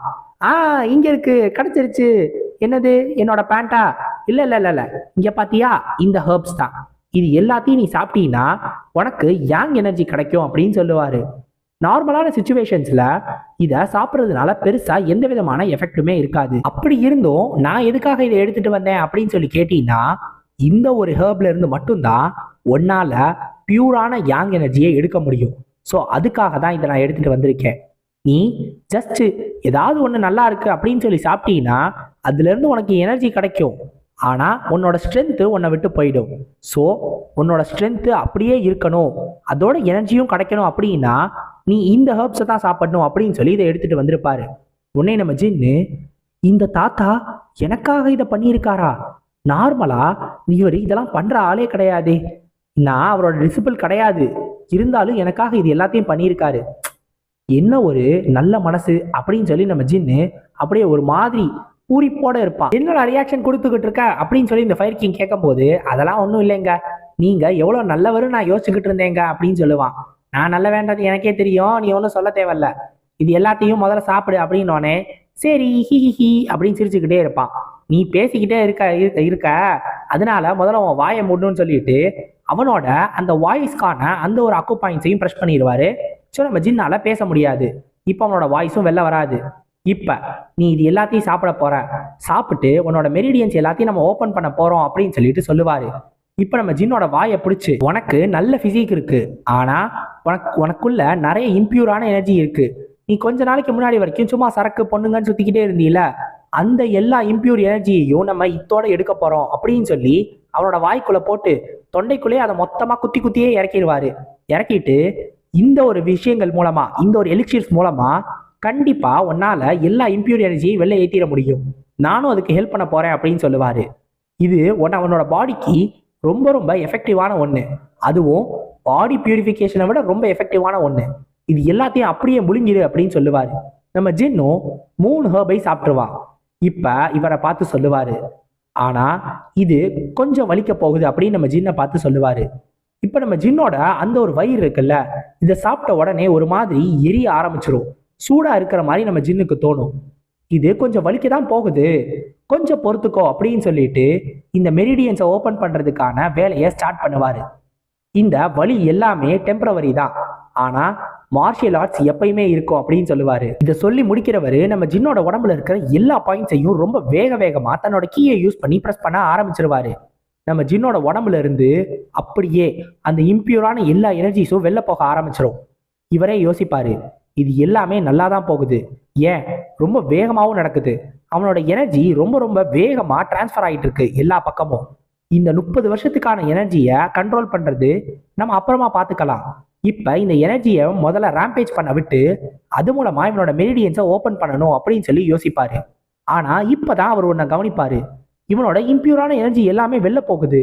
இது அட்லீஸ்ட் 6 மணி நேரமாவது எடுக்கும் நான் நினைச்சேன், ஆனா 2 மணி நேரத்துக்கே இது நடக்க ஆரம்பிச்சிருச்சா? நேச்சுரல் மார்ஷியல் பாடி இருக்கிறதுனால இது எல்லாமே நல்லா தான் நடக்குது போல, பரவாயில்ல, 30 வருஷத்துக்கான எனர்ஜியை இவன் ஈஸியா எடுத்துக்கிடுவான் அப்படின்னு சொல்லி யோசிப்பாரு. இப்ப நம்ம ஃபயர் கிங்க்கு டக்குன்னு ஒரு யோசனை வரும், ஏன் இதை நம்ம அடுத்த கட்டத்துக்கு எடுத்துட்டு போகக்கூடாது? இவனுக்கு நேச்சுரல் மார்ஷியல் பாடி இருக்கிறதுனால கண்டிப்பா இது பாசிபிள் தான், அதுவும் என்னோட உதவி இருந்துச்சுன்னா கண்டிப்பா இது பாசிபிள் அப்படின்னு சொல்லிட்டு சொல்லுவாரு. இப்ப நம்ம ஜின்னை பார்த்து சொல்லுவாரு, இப்ப நம்ம உன்னோட கன்செப்ஷன் அண்ட் கவர்னர் வெசல்ஸை ஓப்பன் பண்ண போறோம், அதை பண்ணலாமா அப்படின்னு சொல்லி கேட்பாரு. ஏன்னா இதுல நிறைய ரிஸ்க் இருக்கு, இது ரொம்ப ரொம்ப அதிகமான அளவு வலியை ஏற்படுத்தும். நம்ம ஜின்னு இது வரைக்கும் பார்க்காத அளவுக்கு வலியை ஏற்படுத்துமா? ஒரு சின்ன தப்பு நடந்தா கூட நம்ம ஜின்னோட உயிருக்கே ஆபத்து இருக்கு. அந்த ஒரு காரணத்தினால நம்ம ஜின்னு தான் இதுக்கு ஒரு கரெக்டான முடிவை எடுக்கணும். இத நம்பிக்கை வச்சு நம்ம ஜின்னு ஆரம்பிக்கணுமா இல்லையா அப்படின்னு நம்ம முடிவெடுக்கணும். நம்ம ஜின்னு உடனே அவனோட கண்ணை சிமிட்டுவான். இப்ப இந்த ஃபயர் கிங் யோசிப்பாரு, இவன் எந்த ஒரு பிரச்சனையுமே இல்லாம எதை பத்தியுமே யோசிக்காம டக்குன்னு இதை ஒத்துக்கிட்டானே, அப்படின்னா என் மேல இவன் அவ்வளோ நம்பிக்கை வச்சிருக்கானா? அப்ப சரி, இது எல்லாத்தையும் இப்பவே ஆரம்பிப்போம் அப்படின்னு சொல்லிட்டு தன்னோட ஃபயர் எனர்ஜியை இன்க்ரீஸ் பண்ண ஆரம்பிச்சிருவாரு. உடனே நம்ம ஜின்னுக்கு அவனுக்கு முன்னாடி குவெஸ்ட் கிரியேட் ஆக ஆரம்பிச்சிடும். நம்ம ஜின்னு யோசிப்பான், டேய் நான் நார்மலா தானடா கண்ணை சிமிட்டுனே, என்னடா சிஸ்டம் நீ உடனே குவெஸ்ட் எடுத்துட்டு வந்திருக்க அப்படின்னு. இப்ப நம்ம ஃபயர் கிங் தன்னோட எனர்ஜியை யூஸ் பண்ணி நம்ம ஜின்னோட அந்த ஒரு கன்செப்ஷன் வெசலை ரொம்ப ஃபோர்ஸா ஓபன் பண்ண ஆரம்பிப்பாரு. நம்ம ஜின்னுக்கு அதிகப்படியான வலி ஏற்படும். உடனே எல்லாமே அப்படியே கருப்பா தெரியும். கருப்பா தெரிகிறது டக்குன்னு வெளிச்சமா தெரிய ஆரம்பிக்கும். தூரத்துல ஏதோ ஒன்று இருக்கிற மாதிரி தெரியும். நம்ம ஜின்னும் அதோட பக்கத்துல போவான். அது ஒரு குழந்தைன்னு தெரிஞ்சுக்கிடுவான். என்னது இது குழந்தை, யாரு நீ, இங்க என்ன பண்ற அப்படின்னு கேட்ட உடனே அந்த குழந்தை திரும்பி பார்த்து, யோ தகப்பா, நான் என்ன பொறப்பேனா இல்லையா அப்படின்னு சொல்லி கேட்கும். உடனே நம்ம ஜின்னு டக்குன்னு கண்ணை முடிப்பான் அப்படின்னு. இப்ப ஒரு வாய்ஸ் மட்டும் நம்ம ஜின்னோட காதுக்குள்ள கேட்கும், நீ கொஞ்சம் பொறுமையா பொறுத்துக்கோ, இதை ஒருவேளை தாங்கிக்க முடியலைன்னா நீ இறந்து போயிருவ அப்படின்னு சொல்லிட்டு வாய்ஸ் கேட்கும். நம்ம ஃபயர் கிங்கோட வாய்ஸ் தான் அது. நம்ம ஜின் யோசிப்பான், சாவா எனக்கா, அதுவும் இவ்வளோ கேவலமாவா? எத்தனையோ தடவை இந்த சாவை நேர்ல பார்த்தவன் தான் இந்த ஜின். இந்த மாதிரியான ஒரு விஷயத்துக்கெல்லாம் கண்டிப்பா சாக மாட்டேன். என்னோட பெயினை தாங்கிக்கிட்டு நான் சாவையும் எதிர்த்து சண்டை போட்டு வெளில வருவேன். கண்டிப்பா இதுல சாதிச்சு காட்டுவேன். நான் இதை கண்டிப்பா பண்ணியே தீருவேன்னு சொல்லிட்டு தன்னோட எனர்ஜியை கான்சென்ட்ரேட் பண்ண ஆரம்பிப்பான். ஃபர்ஸ்ட் தன்னோட கீழே இருக்கிற ஒரு எனர்ஜியை எடுப்பான். அதை எடுத்து அதை அவன் ஹர்பு சாப்பிட்டான்ல, அது மூலமா கிடைச்ச அந்த ஒரு எனர்ஜியோட சேர்ப்பான். இப்போ இது எல்லாத்தையும் ஒண்ணா கொண்டு போய் நம்ம ஃபயர் கிங்கோட எனர்ஜியோட சேர்த்து மொத்தமா இந்த எனர்ஜிஸை வச்சு அவனோட அந்த கன்செப்ஷன் வெசலை ஓப்பன் பண்ண ட்ரை பண்ணுவான். அவ்வளோதான். இப்போ ஒரு வழியா இது எல்லா எனர்ஜியும் ஒண்ணா கம்பைன் ஆனதுனால நம்ம ஜின்னோட கன்செப்ஷன் வெசல் ஓப்பன் ஆயிடும். நம்ம சிஸ்டம்ல இருந்து ஒரு நோட்டிஃபிகேஷனும் வந்துடும். நம்ம ஜின்னுக்கு அப்படியே மொத்த உலகமும் வித்தியாசமா தெரிய ஆரம்பிக்கும். எல்லாமே லைட்டா மாறின மாதிரி இருக்கும். நம்ம ஜின்னு இதுக்கு முன்னாடி கத்துக்கிட்ட விஷயங்கள் எல்லாமே ஒரு பெரிய மலையோட ஒரு சின்ன பகுதி தான் அப்படின்றது தான் நம்ம ஜின்னுக்கு இப்ப புரிஞ்சிருக்கு. இந்த மாதிரியான வழி எல்லாத்தையும் நம்மளால தாங்கிக்க முடியும், தாங்கிக்கிட்டா தனக்கு நிறைய உயரங்கள் இருக்கு அப்படின்னு சொல்லி நம்ம ஜின்னு புரிஞ்சுக்கிட்டா. இப்ப நம்ம ஜின்னோட தோள் பட்டையில கையை வச்சு நீ உண்மையிலே சாதிச்சிட்ட, இது எல்லாத்தையும் நீ தாங்கிக்கிட்ட அப்படின்னு சொல்லிட்டு இந்த ஃபயர் கிங் சொல்லுவாரு. நம்ம ஜின்னோ, தாத்தா நீங்க எனக்காக இவ்வளோ பண்ணுவீங்கன்னு நான் எதிர்பார்க்கவே இல்லை. நான் இது எல்லாத்துக்கும் எப்படி உங்களுக்கு நன்றி சொல்ல போறேன்னு எனக்கே தெரியல அப்படின்னு யோசிப்பான். இப்போ உடனே இந்த ஃபயர் கிங் சொல்லுவாரு, இப்படியே போச்சுன்னா கண்டிப்பா நம்ம கவர்னர் வெசலையும் ஈஸியாவே ஓப்பன் பண்ணிடுவோன்னு. என்னது கவர்னர் வெசலா? அப்போ ஒண்ணுதான் ஓப்பன் பண்ணியிருக்கோமா, இன்னொன்று வேற இருக்கா அப்படின்னு சொல்லி நம்ம ஜின்னு அதிர்ச்சியா பார்த்துக்கிட்டு இருப்பான். ஐயோ அப்ப இதை திரும்பியும் பண்ணணுமா அப்படின்னோடனே நம்ம ஜின்னு வேக வேகமா கண்ணை சிமிட்டுவான். இதை நான் பண்ணவே மாட்டேன், கொஞ்ச நேரம் ரெஸ்ட் எடுத்துக்கிடுவோம் அப்படின்னு. உடனே அவரு, ஓஹோ பரவாயில்லையே, இது எல்லாத்தையும் ரெஸ்ட் கூட எடுக்காம அடுத்தே பண்ணணும்னு நீ ஆசைப்படுறியா? உண்மையிலே உன்னோட தன்னம்பிக்கையை நான் பாராட்டுறேன், இப்பவே ஆரம்பம் அப்படின்பாரு. ஐயோ அவசரப்பட்டு தப்பான பக்கம் கண்ணை சிமிட்டிட்டேனே, இந்த பக்கம் தலையாட்டி இருக்கணுமே, லூசு பயண்டா இந்த ஜின்னு, மூளைய முக்காடு போட்டு எப்ப பார்த்தாலும் உள்ளேயே வச்சுக்கிறேன், இந்த மாதிரி பண்ணிக்கிட்டு இருக்கேனே, ஒரு நிமிஷம் பொறுமையா இரியா, இனிய கொஞ்ச நேரம் ரெஸ்ட் எடுக்க முடியான்னு சொல்ல சொல்ல அவரும் அதை பண்ணிக்கிட்டே இருப்பாரு. இப்ப ஒரு வழியா சாயந்தரமும் ஆயிடும், நம்ம ஜின்னோட கவர்னர் வெசலையை ஓபன் பண்ணிடுவாங்க. நம்ம ஜின்னோட உயிர் அப்படியே போயிட்டு போயிட்டு வரும். ஆஹா என்னோட உயிர் என்னைய விட்டு வெளில போக போகுது, நான் பரலோகம் அடைய போகிறேன் அப்படின்ற மாதிரியான ஒரு நிலைமையில தான் நம்ம ஜின் இருப்பான். ஸோ இப்போ இந்த ஒரு சாப்டர் ஆரம்பிச்ச உடனே நம்ம ஜின்னுக்கு சிஸ்டம்ல இருந்து நிறைய நோட்டிஃபிகேஷன் வரும். ஸோ இந்த கன்செப்ஷன் அண்ட் கவர்னர் வெசல்ஸ் இது ரெண்டையுமே நம்ம ஜின்னு ஓப்பன் பண்ணிட்டான். இதனால நிறைய அச்சீவ்மெண்ட், நிறைய லெவலப்பு, நிறைய ரிவார்டுன்னு எக்கச்சக்கது கிடைச்சிருக்கும். இப்போ நம்ம ஜின்னும் மயக்கம் போட்டு விழுந்திருப்பான். இப்போ இது எல்லாத்தையும் பக்கத்துல நின்று பார்த்துக்கிட்டு இருக்கிற நம்ம ஃபயர் கிங் யோசிப்பாரு, நான் ஃபர்ஸ்ட் இவனை பார்க்கும்போது நேச்சுரல் மார்ஷியல் பாடியை இவனுக்கு போய் கொடுத்துட்டாங்களே, இப்படி ஒன்று நடக்கணுமா அப்படின்னு சொல்லி யோசிச்சுக்கிட்டு இருந்தேன். ஆனா போக போக இவன் ரொம்ப ரொம்ப ஸ்ட்ராங்கா மாறிக்கிட்டே இருக்கான். இந்த மாதிரியான ஒரு வழியை இவன் தாங்கிக்கிடுவான் அப்படின்னு சொல்லி நான் எதிர்பார்க்கவே இல்லை. அதுவும் 2 தடவை இதை பண்ணியிருக்கான். இவன் கிட்ட ஸ்ட்ராங்கான பிசிக் மட்டும் கிடையாது, அதுக்கேற்ற மைண்டும் இருக்கு. ரொம்ப ரொம்ப ஸ்ட்ராங்கான ஒரு ஆளா தான் இருக்கான் அப்படின்னு சொல்லி யோசிப்பாரு. அப்ப நம்ம ஃபயர் கிங்கோட கையெல்லாம் நடுங்க ஆரம்பிச்சிடும். உடனே தன்னோட கையை பிடிச்சிக்கிட்டு, இல்லை இது எனக்கான நேரம் இன்னும் வரல, கண்டிப்பா நான் இன்னும் கொஞ்சம் வருஷத்துக்காவது தாக்க பிடிச்சுதான் ஆகணும், நான் உயிரோட இருந்துதான் ஆகணும் அப்படின்னு சொல்லி யோசிப்பாரு. இப்ப நம்ம ஜின்னும் தன்னோட கண்ணை முழிப்பான். அப்ப மயக்கம் போட்டவன் இப்பதான் கண்ணை முழிச்சிருக்கான். ஸோ கண்ணை முழிச்சு அந்த முழு நிலவா பார்ப்பான். அது ரொம்ப ரொம்ப அழகா இருக்கும். அதை பார்த்த உடனே நம்ம ஜின்னு யோசிப்பான், நான் டெய்லியும் பார்த்த விஷயங்கள் இப்போ எனக்கு புதுசாக தெரிய ஆரம்பிக்குது. கிட்டத்தட்ட இந்த ஏர்லையே சுற்றி இருக்கிற இந்த காற்றுலையே எக்கச்சக்க எனர்ஜி இருக்கு, நேச்சரோட எனர்ஜி ஃபுல்லாக கலந்துருக்கு. நான் கொஞ்ச நேரம் தான் தூங்கின மாதிரி எனக்கு தோணுது. இது கண்டிப்பாக அந்த conception and governor vessels open ஆனதுனால தான் நடந்திருக்கும் அப்படின்னு சொல்லி நம்ம ஜின் நினைப்பான். இப்போ நீ எந்திரிச்சிட்டியா அப்படின்னு சொல்லி நம்ம ஃபயர் கிங் கேட்பாரு. அவர் பக்கத்து ரூம்ல தான் இருப்பாரு.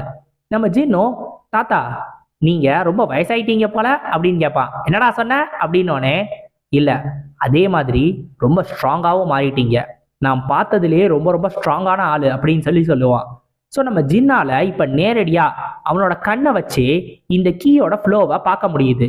அதுவும் நம்ம ஃபயர் கிங் ரொம்ப ஸ்ட்ராங்கர்ன்றதுனால அவர் உடம்ப விட்டு அந்த கீ அப்படியே ஃபுல்லாக வெளில தெரிய ஆரம்பிக்குது.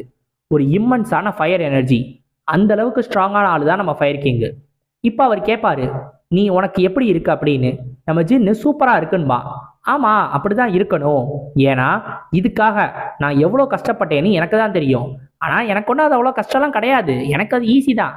மேபி மற்றவங்க இருந்திருந்தாங்கன்னா அவங்களுக்கு கஷ்டமாக இருந்திருக்கும், ஏன்னா எல்லாராலையும் இதை பண்ணிட முடியாது பாரு அப்படின்னு சொல்லி சொல்லுவாரு. நம்ம ஜின்னு அமைதியாகவே இருப்பான். அதுதான்டா உண்மை அப்படின்பாரு. நான் ஒன்றுமே சொல்லலையே. இல்லை நீ ஒன்றுமே சொல்லலதான், ஆனால் உன் மூஞ்சியில் இருக்கு பாரு அந்த ரியாக்ஷன், அதை முதல்ல மாத்துடா அப்படின்னு சொல்லுவாரு. சொல்லிட்டு மாத்தி மாத்தி கத்திக்கிட்டே இருப்பாரு. இங்க இருக்கிற எவனுக்கும் பொறுப்பே கிடையாது. உன் அண்ணன் என்னடானா சும்மா சும்மா வந்து நீ நல்லா இருக்கியா இல்லையான்னு பாத்துக்கிட்டே போறான். இன்னொரு பக்கம் அந்த பிசிஷியன்ஸ் எல்லாம் வந்து நீ பொழைக்கவே மாட்டேன்றானுங்க. சும்மா சும்மா இந்த மாதிரி வந்து இந்த மாதிரி டிஸ்டர்ப் பண்ணிக்கிட்டே இருக்கானுங்க. இவனுங்கெல்லாம் டிஸ்டர்ப் பண்ணுவானுங்கன்னு தெரிஞ்சிருந்துச்சுன்னா நான் கடைசி 7 நாளும் உன்னைய வேற எங்கேயாவது மறைச்சு வச்சிருப்பேன் அப்படின்னு சொல்லுவாரு. நம்ம ஜின் இதை கேட்டுட்டு அதிர்ச்சியாகி, என்னது 7 நாளா? 7 நாளாவா நான் மயக்கம் போட்டு இருந்திருந்தேன் அப்படின்னோடனே, 7 நாள்னு சந்தோஷப்படு, நீ 1 மாசமாவது அட்லீஸ்ட் மயக்கம் போட்டிருப்ப அப்படின்னு நான் யோசிச்சேன். ஆனா 7 நாள்ல எந்திரிச்ச. நேச்சுரல் மார்ஷியல் பிசிக்னா அப்படித்தான் இருக்கும் போல அப்படின்னு சொல்லுவாரு. நம்ம ஜின்னும் இது என்னது இது, ஒருவேளை சைடு எஃபெக்டோ அப்படின்னு கேட்பானா. என்ன சொன்ன? சைடு எஃபெக்டா? ஏண்டா நான் உனக்காக எவ்வளோ கஷ்டப்பட்டு உன்னோட கன்செப்ஷன் கவர்னர் வெசலை ஓப்பன் பண்ணா நீ சைடு எஃபெக்ட்னு சொல்றியா அப்படின்னு கோவமா கேட்பாரு. உடனே நம்ம ஜின்னு சொல்லுவான், இல்லையே நீங்க இதுக்கு முன்னாடி என்ன சொன்னீங்க? உங்களுக்கு இது ஈஸின்னு தானே சொன்னீங்க, இப்ப என்ன கஷ்டம்ன்றீங்க, என்ன மாத்தி மாத்தி பேசுறீங்க அப்படின்னோடனே அமைதியாயிட்டு, ஏதோ ஒண்ணு, ஏண்டா உன்னோட பாடி வந்துட்டு அந்த எனர்ஜிக்கு ஏத்த மாதிரி மாறுறதுக்கு கொஞ்சம் கொஞ்சம் நேரம் ஆகாதா, அதனாலதான் அப்படி ஆயிருக்கும், அதுக்காக என்ன பண்றது அப்படின்றவாரு. ஸோ இது வந்து இவ்வளோ நாள் நம்ம ஜின்னு மயக்கம் போட்டு இருந்ததுக்கான காரணம், நம்ம ஜின்னோட பாடி இப்போ ஒரு பெரிய சேஞ்சுக்கு போயிருக்கு. ஒரு அப்கிரேட் ஆச்சுன்னா அது செட் ஆகிறதுக்கு கொஞ்ச நாள் ஆகும்ல. ஸோ அந்த மாதிரி இந்த 7 நாள்ல அவன் பாடி செட் ஆயிருக்கு. ஸோ சிஸ்டமாவே இருந்தாலும் அதுவுமே நம்ம ஜின்னோட பாடியை சரி பண்றதுக்கு ஒரு 7 நாளாவது தேவைப்பட்டிருக்கு. ஏன்னா அந்த மாதிரியான ஒரு அச்சீவ்மெண்ட், ஒரு என்லைட்மெண்ட்டை தான் இப்போ நம்ம ஜின் அடைஞ்சிருக்கான். அந்த அளவுக்கு ஒரு பெரிய விஷயம் தான் இந்த கன்செப்ஷன் அண்ட் கவர்னர் வெசலை ஓப்பன் பண்றதுன்றது. ஸோ இப்போ நம்ம ஜின்னும் கேட்பான், ஆமா இந்த பார்ட்டியெல்லாம் முடிஞ்சிருச்சா அப்படின்னு. அதெல்லாம் 3 நாளைக்கு முன்னாடியே முடிஞ்சிருச்சு, எல்லாரும் கிளம்பிட்டாங்க, அந்த ஒருத்தன் இருந்தானே அவன் மட்டும்தான் இருக்கான் அப்படின்னு நம்ம ஃபயர் கிங் சொல்லுவாரு. என்னது அவரா? அவர் எதுக்கு இருக்காருன்னோனே, எனக்கு தெரியாது, நீ அவன்கிட்டே கேட்டுக்கோ, அவன் இங்கே தான் வந்துகிட்டு இருப்பான் அப்படின்னு சொல்லுவாரு. ஸோ சொன்ன நேரத்துக்கு கரெக்டாக நம்ம அண்ணாத்தையும் அந்த இன்ஸ்ட்ரக்டரும் அந்த இடத்துக்கு வந்துருவாங்க. ஸோ இப்போ வந்துட்டு நம்ம இன்ஸ்ட்ரக்டர் எதுக்காக இதே இடத்துல இருக்காரு, அதாவது இன்னும் ஜின் ஃபேமிலியில இருக்காரு அப்படின்றத பத்தி சொல்லுவாரு. என்ன காரணம் அப்படின்னா, நம்ம ஜின்னையும் நம்ம ஃபயர் கிங்கையும் கிரேட் செலஸ்டியல் பேங்கெட்க்கு கூப்பிடுறதுக்காக தான் இவர் வெயிட் பண்ணிக்கிட்டு இருப்பாராம். ஸோ இந்த பேங்க்வெட் எதை பத்தினது அப்படின்னா, உலகத்துல இருக்க ஸ்ட்ராங்கான மார்ஷியல் ஆர்டிஸ்ட் நிறைய பேர் இந்த ஒரு பேங்க்வெட்ல கலந்துக்கிட்டு அவங்களோட அந்த ஒரு மார்ஷியல் ஆர்ட் திறமையை எல்லாருக்கும் வெளிப்படுத்துவாங்க. ஸோ இது மூலமா எல்லாரும் மார்ஷியல் ஆர்ட்ஸ்ல ஒரு புது என்லைட்மெண்ட்டே அடைவாங்க அப்படின்னு சொல்லிட்டு இதை பத்தி பெருமையா சொல்லுவாரு. இந்த ஒரு பேங்க்வெட் இருக்குல்ல, இது 2ல இருந்து 3 வருஷத்துக்கு ஒரு தடவை நடக்கக்கூடிய ஒன்னா. இப்ப இது ஹெனான்ல நடக்குது. இதுல கலந்துக்கிறதுக்கு தான் நம்ம ஃபயர் கிங்கையும் ஜின்னையும் கூப்பிடுறதுக்காக இவர் வெயிட் பண்ணுவாரு. ஆனா நம்ம ஃபயர் கிங் சொல்லுவாரு, மாஸ்ட்ரி, இது எல்லாத்தையும் பாலிடிக்ஸ்ல இருக்கிறவன் பவர்ஃபுல்லான ஆளு உள்ள வந்து அவனுக்கோட கனெக்ஷன்ஸ்க்கு அதை இன்னும் அதிகப்படுத்திக்கணும் அப்படின்றதுக்காக தான் வருவானுங்க, ஒன்னும் மார்ஷியல் ஆர்ட்ஸ்க்காகலாம் வரமாட்டானுங்க. இது 40 வருஷத்துக்கு முன்னாடியும் இதே மாதிரிதான் இருந்துச்சு. டீமனிக்கல்ட்ட நம்ம துரத்துனதுக்கு அப்புறமும் இன்னமும் எல்லாரும் பவர்னு அது பின்னாடியே ஓடிக்கிட்டு இருக்கானுங்க. இவனுங்கெல்லாம் எப்ப திருந்த போறானுங்களோ எனக்கு தெரியல அப்படின்பாரு. உடனே நம்ம ஜின்னும் கேட்பான், நீங்க அந்த மாதிரி ஒரு பேங்க்வெட் உங்களுக்கு பிடிக்காதுன்றீங்க, அப்படி இருக்கிறப்ப எதுக்காக 40 வருஷத்துக்கு முன்னாடி போனீங்க, அதுக்கான காரணம் என்ன அப்படின்னு கேட்கும்போது, என்னைய ஒருத்தர் அட்டன் பண்ண சொன்னாரு அப்படின்னு இந்த ஃபயர் கிங் சொல்லுவாரு. நம்ம ஃபயர் கிங்கையே அட்டன் பண்ண சொல்ற ஒருத்தர் இருக்காரு அப்படின்னா அது யார் தெரியுமா? அவர் தான் த மார்ஷியல் காட். ஸோ இந்த மார்ஷியல் காடு தான் இந்த கிரேட் செலஸ்டியல் பேங்க்வெட்டையே உருவாக்கியிருக்காரு. இவர் தான் நம்ம ஃபயர் கிங்கையும் கூப்பிட்டுருக்காரு. அந்த ஒரு கிரேட் செலஸ்டியல் பேங்க்வெட்ல தான், அதுதான் கடைசி அப்புறம் முதல் முறை, அதுல மட்டும்தான் ஒரு மார்ஷியல் காட், 3 செயின்ட், 10 கிங் எல்லாருமே அட்டன் பண்ணாங்க. அந்த அளவுக்கு ஒரு பெரிய பேங்க்வெட்டா அது இருந்துச்சு, ஒரு சூப்பரான ஒன்றும் கூட. இப்ப அவர் எப்படி இருக்காரு அப்படின்னு சொல்லிட்டு நம்ம ஃபயர் கிங் கேட்பாரு, அதாவது அந்த மார்ஷியல் காட். உடனே இந்த இன்ஸ்ட்ரக்டர் சொல்லுவாரு, அவரு ரொம்ப வருஷமா வெளியே வந்ததே இல்லை, அவர் எங்க இருக்காருன்னு யாருக்குமே தெரியாது, அவரை பத்தி நிறைய நெகட்டிவ் ரூமர்ஸ் கூட பரவ ஆரம்பிச்சிருச்சு அப்படின்னு சொல்லுவாரு. இது கேட்ட உடனே நம்ம ஃபயர் கிங்கு, என்ன நினைச்ச, மார்ஷியல் கார்டு செத்துருவார்னு நினைச்சியா? சை, இப்ப இருக்கிற பாதி பேருக்கு அறிவே கிடையாது, மூளையிலே கழட்டி வச்சா வருவீங்க அப்படின்ற மாதிரி கேட்டுட்டு நம்ம ஜின்னை பார்த்து கேட்பாரு, நீ என்ன நினைக்கிற? என்னதான் இது பவருக்காகவும் பாலிடிக்ஸ்க்காகவும் நடந்தாலும் இந்த ஒரு பேங்க்வெட்ல நிறைய மார்ஷியல் ஆர்டிஸ்ட் கலந்துக்குவாங்கன்றது உண்மைதான். உலகத்துல இருந்து நிறைய பேரை உன்னால பார்க்க முடியும். ஸோ போகணும்னு நினைக்கிறியா அப்படின்னு கேட்பாரு. உடனே நம்ம ஜின் சொல்லுவான், எனக்கு தெரியல, நான் ஜஸ்ட் ஸ்ட்ராங்கா மாறணும் அவ்வளோதான் அப்படின்பான். இதை கேட்டோடனே அவருக்கே ஆச்சரியமா இருக்கும். உடனே நம்ம ஜின்னை பார்த்து கேட்பாரு, நீ ரொம்ப ரொம்ப யங்கான ஒரு ஆளு, ஸ்ட்ராங்காகவும் இருக்க.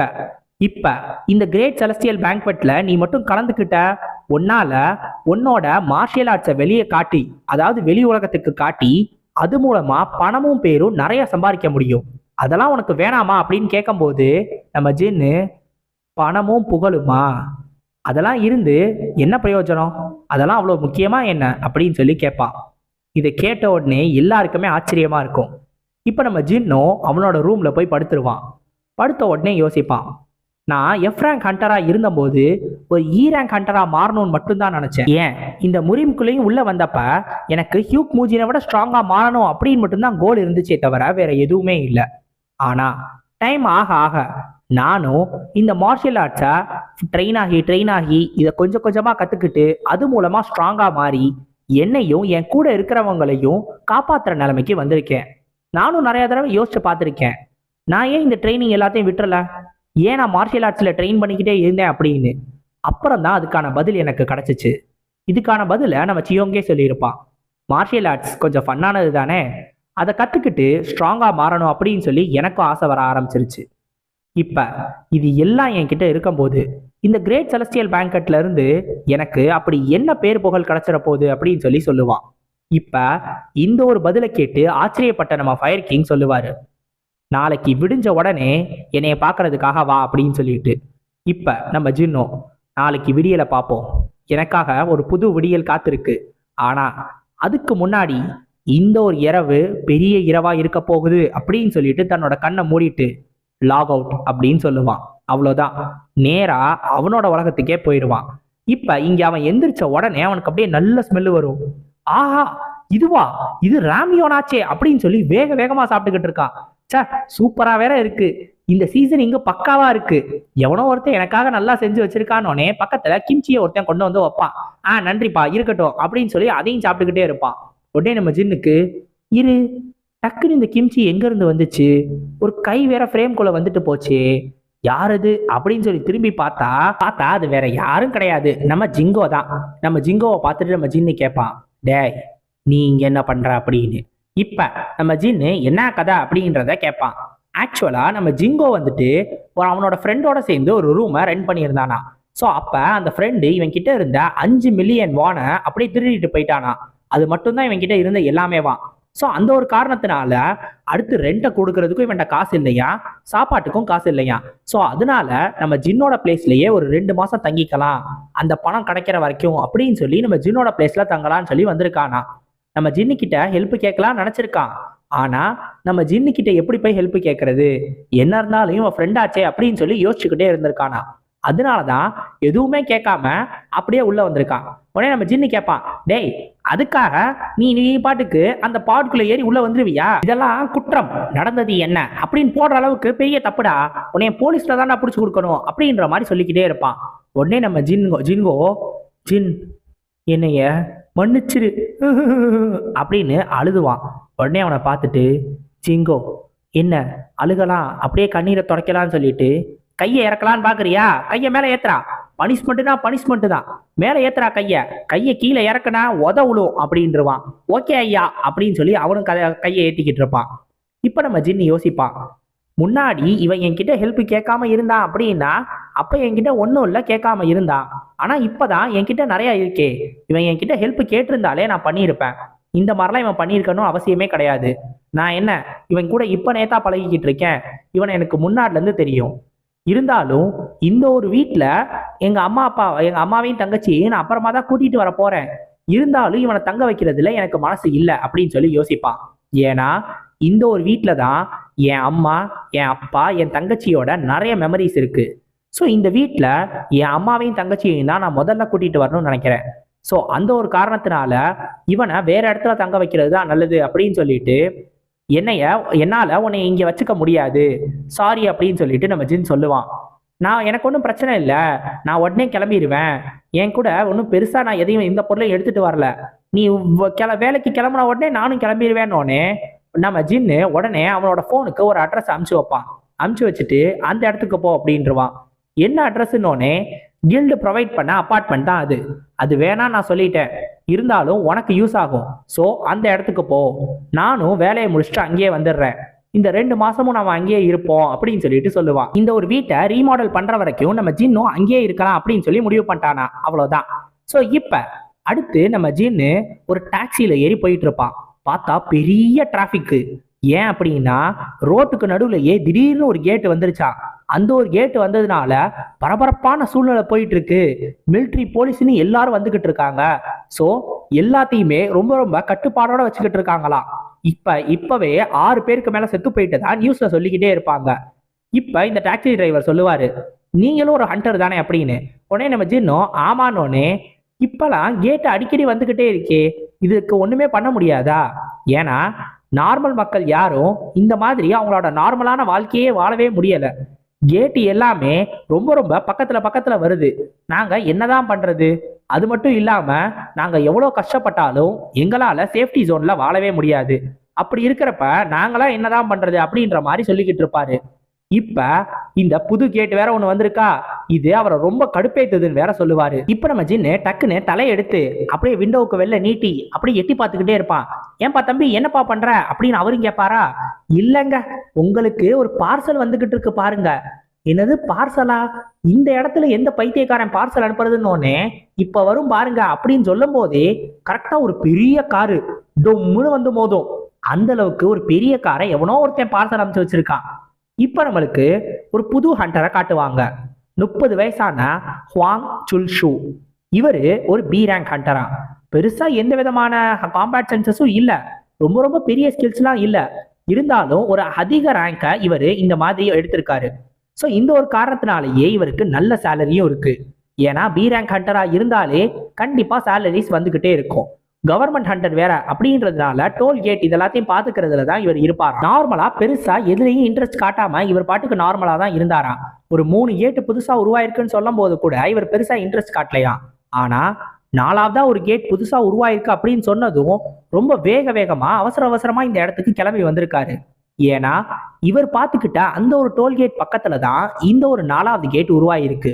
அது மட்டும் கிடையாது, இந்த ஒரு புதுசா உருவான கேட்ல இருந்து வெளில வந்த அந்த ஒரு மான்ஸ்டர் பி ரேங்க்லயே ஸ்ட்ராங்கஸ்டான ஒரு மான்ஸ்டர், ஒரு ஓகர். வெளில வந்த இந்த ஒரு மான்ஸ்டர் நம்ம சுல்ஷு இருந்தார்ல, அவர் கூட இருந்த எல்லா ஹண்டர்ஸையும் கொல்ல ஆரம்பிச்சிருச்சு.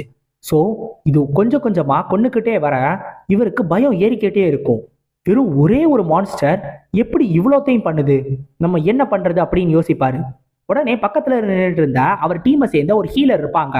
அந்த பொண்ணு சொல்லும், டீம் லீடர் நீங்க கவலைப்படாதீங்க, கொஞ்சம் பொறுமையா அமைதியா யோசிங்க.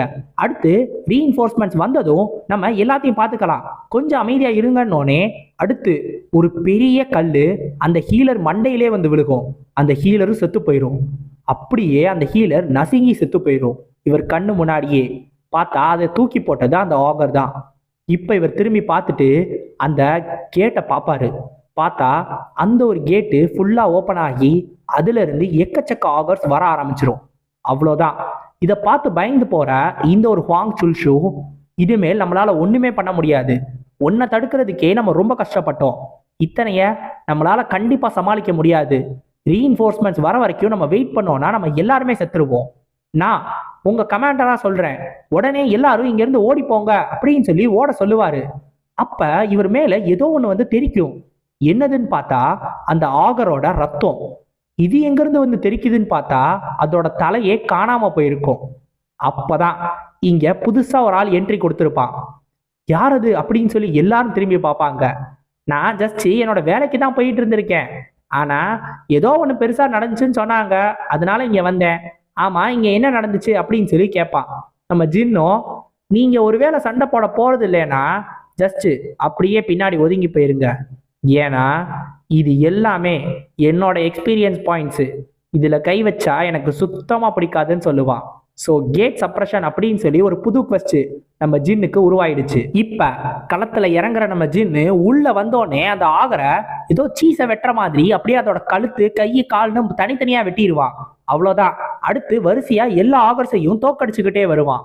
அவனை எதிர்த்து எல்லா ஆகர்ஸும் வர வர ஒவ்வொன்னா அப்படியே செத்துக்கிட்டே இருக்குங்க. நம்ம ஜின்னு யோசிப்பான், இது எல்லாம் ரொம்ப ரொம்ப ஈஸியா இருக்கு, எனக்கே ஆச்சரியத்தை ஏற்படுத்துற அளவுக்கு ஈஸியா இருக்கு. நான் லாஸ்ட் டைம் என்னோட ஸ்டாட்ஸை இன்க்ரீஸ் பண்ணது சுல்வுக்கு எதிராக சண்டை போட்டப்ப, ஆனா இப்ப என்னோட எனர்ஜி கண்ட்ரோல் எங்கேயோ போயிடுச்சு. அநேகமா இதுக்கெல்லாம் காரணம் அந்த கன்செப்ஷன் கவர்னர் வெசல்ஸை ஓப்பன் பண்ணதா தான் இருக்கும். இப்ப என்னோட சென்சஸ் எல்லாமே ரொம்ப ரொம்ப வேகமா வேலை செய்யுது அப்படின்னு சொல்லுவான். ஏன்னா எந்த பக்கம் இருந்து அட்டாக் வருதுன்னு அது வரதுக்கு முன்னாடியே ப்ரெடிக்ட் பண்ணி அந்த பக்கம் இருந்து நம்ம ஜின் விலகி போயிடுவான். கிட்டத்தட்ட ஹாக்கி மாதிரி நம்ம ஜின்னு அதுங்களோட மூமெண்ட்ஸ் எல்லாத்தையும் ரொம்ப ரொம்ப தெளிவா பார்ப்பான். அதுங்க கிட்ட இருக்கிறது எல்லாமே ஸ்ட்ரென்த் மட்டும்தான். அதை யூஸ் பண்ணி நம்ம ஜின் மாதிரி ஒரு ஆள் கிட்ட ஒண்ணுமே பண்ண முடியாது. நம்ம ஜின்னும் அடுத்து இப்ப கடைசி மான்ஸ்டர் கிட்ட வந்துட்டு உன்னோட கன்செப்ஷன் கவர்னர் வெசல்ஸை ஓபன் பண்ணுவோமா அப்படின்னு சொல்லி கீழ இருந்து ஓபன் பண்ணிடுவான். அதுவும் செத்து போயிடும். அவ்வளோதான். எல்லா மான்ஸ்டர்ஸையும் நம்ம ஜின்னு கொன்றுவான். கொன்ன உடனே நம்ம ஜின்னும் டெவலப் ஆயிடுவான். பரவாயில்லையே, வெறும் இந்த மான்ஸ்டர்ஸை கொன்னதுக்கே நான் டெவலப் ஆகுறேன்னா இதுங்க எல்லாமே ரொம்ப ரொம்ப ஸ்ட்ராங் போல, அதனாலதான் சீக்கிரமா டெவலப் ஆயிருக்கேன் அப்படின்னு நினைப்பான். இப்ப அடுத்து செட்டு வெள்ள வர ஆரம்பிக்குங்க. புதுசா வெளில நிறைய மான்ஸ்டர்ஸ் வரும். வந்த உடனே ஓஹோ அடுத்த செட்டு வரீங்களா, பரவாயில்ல எனக்கு எல்லா எக்ஸ்பீரியன்ஸ் பாயிண்ட்ஸ் தான் அப்படின்னு நம்ம ஜின்னு ரெடியா சண்டை போட்டுக்கிட்டு இருப்பான். இப்ப நம்மளுக்கு நம்ம பீஸ் கில்ட காட்டுவாங்க. பீஸ் கில்டுக்கு வர நம்ம ஹண்டர் அதை பார்த்துட்டு என்ன நடந்துச்சு இங்க, என்ன இவ்வளோ புத்தம் புதுசா இருக்கு, நான் கடைசியா பார்க்கும்போது இது இப்படி இல்லையே, ரீமாடல் பண்ணிட்டீங்கன்னு கேள்விப்பட்டேன், அதுக்காக இந்த அளவுக்கா மொத்தமா புது பில்டிங்கையே இறக்கிருக்கீங்களே, இது என்ன புது பில்டிங் மாதிரியே இருக்கே அப்படின்னு சொல்லி கேட்பாரு. உடனே அங்கிருந்து ஒரு வாய்ஸ் கேட்கும், அங்கேயே நின்று என்ன பண்ணிக்கிட்டு இருக்கீங்க, என்னது டீம் லீடர் சோயா, நீங்க எப்படி என்கிட்ட பேசுறீங்கன்னொன்னே, அதெல்லாம் ஒன்றும் பெருசு கிடையாது, இது ஒரு டிவைஸ், இத ஃபேமஸ் இட்டாலியன் ஃபேமிலி இந்த வெர்சனி உருவாக்கியிருக்காங்க. இதுல ஸ்கவுட்டிங், வார்னிங்ஸ், மேஜிக் எபிலிட்டிஸ், இன்னும் பற்பல விஷயங்கள் இருக்கு அப்படின்னு சொல்லும் போதே ஓகே ஓகே ஓகே ஓகே நீங்க போதும் நீங்க சொன்னதெல்லாம் ஓகே, எனக்கு நல்லா புரிஞ்சிருச்சு. அப்படின்னா உள்ளே வாங்க, நீங்க அங்க ஒரு மஹோகனி டோர் இருக்கும் பாருங்க, அத சாலமண்டர் லெதர் வச்சு நாங்க எம்ப்ராய்ட் பண்ணியிருக்கோம், அதுல ஃபயர் ரெசிஸ்டன்ஸ் இருக்கு, அது மட்டும் இல்லாம நான் இந்த உடனே உள்ள வரேங்க அப்படின்னு சொல்லிட்டு ஹண்டரையும் உள்ள வந்துருவாரு. சோ எதை எடுத்தாலும் நம்ம சோயி அதுல ஏதாவது ஒன்ன வந்து எக்ஸ்பிளனேஷன் கொடுத்துக்கிட்டே இருப்பாரு. அதனாலதான் அவரை அப்ரப்டா கட் பண்ணி அப்பப்போ உள்ள வந்துடணும். இப்ப நம்ம சோய் உள்ள வந்த நம்ம ஹண்டர் பார்த்து வாங்க வெல்கம் அப்படின்னு சொல்லுவாரு. ஸோ எல்லாருமே இவரை பார்த்து வாங்க வாங்க அப்படின்ற மாதிரி சொல்லுவாங்க. உங்க எல்லாரையும் பார்த்ததுல சந்தோஷம், எல்லாரும் வெக்கேஷன்ல நல்லா ரெஸ்ட் எடுத்தீங்களா அப்படின்னு சொல்லி நம்ம ஹண்டர் கேட்பாரு. நான் ரெஸ்ட் எடுத்தேன் தான், இருந்தாலும் நிறைய பூச்சி என்னோட வீடு ஃபுல்லா அப்படின்னு சொல்லிட்டு அந்த பொண்ணு சொல்லும். உடனே நம்ம ஹண்டர் கேட்பாரு, என்னது பூச்சியா அப்படின்னோடனே, ஆமா உங்க வீட்டுல பூச்சி இல்லையா என்ன, என் வீட்டுல இருந்த பூச்சியெல்லாம் பார்த்து எனக்கே ஒரு மாதிரி ஆயிடுச்சு, ஏன்னா அந்த அளவுக்கு பூச்சி, அதுங்கெல்லாம் என்னை என்னமோ கண்காணிக்கிற மாதிரியே எனக்கு தோணுச்சு அப்படின்னு சொல்லி அந்த பொண்ணு சொல்லும். என்னது பூச்சி உங்களை கண்காணிக்குதா, உங்களுக்கு ஒரே ஃபன்னு தான் போங்க அப்படின்னு சொல்லி சிரிச்சுக்கிட்டு இருப்பாரு. இப்ப அந்த பொண்ணு சொல்லும், என்ன இவர் ரொம்ப டல்லு போல அப்படின்னு சொல்லிட்டு நம்ம பட்லர் கிம்மும் சொல்லுவாரு, எனக்கு தெரிஞ்ச வரைக்கும் ஹண்டர் இம்முக்கு இதை பத்தி தெரியல போல அப்படின்னு. ஸோ நம்ம டீம் லீடர் சோயும் பரவாயில்ல, தெரியாம இருக்கிறதே நல்லதுதான், நமக்கு மட்டும்தான் அதெல்லாம் ஃபெமிலியர்ஸ்னு தெரியும், அவருக்கு தெரியாமையே இருக்கட்டும் அப்படின்னு சொல்லி விட்டுருவாங்க. சரி நீங்க வந்துட்டீங்க, ஆனா ஜின் தேக்கியோங் எங்க அப்படின்னு சொல்லி நம்ம டீம் லீடர் சோய் கேட்பாரு. அடா ஆமா, அவன் என்னாச்சு, அவன் இந்த மாதிரிலாம் பண்ணவே மாட்டானே, இன்னும் 2 மணி நேரத்துல ரைடு ஆரம்பிக்க போகுது, இந்த ஜின்னு இந்த மாதிரிலாம் பண்ண மாட்டானே, மேபி நான் வேணா கால் பண்ணி பார்க்கவா அப்படின்னு நம்ம ஹண்டர் கேட்கும் போது உடனே அந்த பொண்ணு எந்திரிச்சு, நீங்க ஜின் தேக்கியோங் பத்தி பேசிக்கிட்டு இருக்கீங்கன்னா அந்த ஸ்கிரீன்ல தெரியறது அவன் தானே அப்படின்னு சொல்லி சொல்லும். உடனே 3 பேரும் திரும்பி பார்ப்பாங்க. பார்த்தா ஜின் தேக்கியோங் வயது 27, டோல்கேட் ஹீரோ அப்படின்னு சொல்லி நியூஸ்ல வந்துகிட்டு இருப்பான் நம்ம ஜின்னு. அதை பார்த்த உடனே அப்படியே எல்லாருக்கும் அதிர்ச்சியா இருக்கும். என்னாச்சு, எனக்கு சவுண்டே கேட்கலையே அப்படின்னு நம்ம ஹண்டர் சொன்ன உடனே மியூட்ல இருக்கு, உடனே அன்மியூட் பண்ணுங்கன்னு தான் இப்ப நியூஸ்ல சொல்லுவாங்க. ஆக்சுவலா இந்த டோல்கேட் நடந்த அந்த ஒரு கேட் இன்சிடென்ட் இருக்குல்ல, அதை தனியாலா நின்று நம்ம ஜின்னை தடுத்திருக்கானா. அப்படி தடுத்ததுனால நம்ம ஜின்னை பத்தி இன்டர்வியூலாம் எடுத்திருக்காங்க. நம்ம ஜின்னும் என் ஃபேமிலியா எனக்கு ரொம்ப பிடிக்கும், அது மட்டும் இல்லாம பீஸ் கில்ல இருக்கிறவங்க எல்லாருக்கும் நான் நன்றியை தெரிவிச்சுக்கிறேன் அப்படின்னு சொல்லிட்டு கடைசியா சொல்லி முடிச்சிருப்பான். ஸோ இந்த இன்டர்வியூவே நம்ம ஜின் தேக்கியோங்க பத்தி தான், த டோல்கேட் ஹீரோ.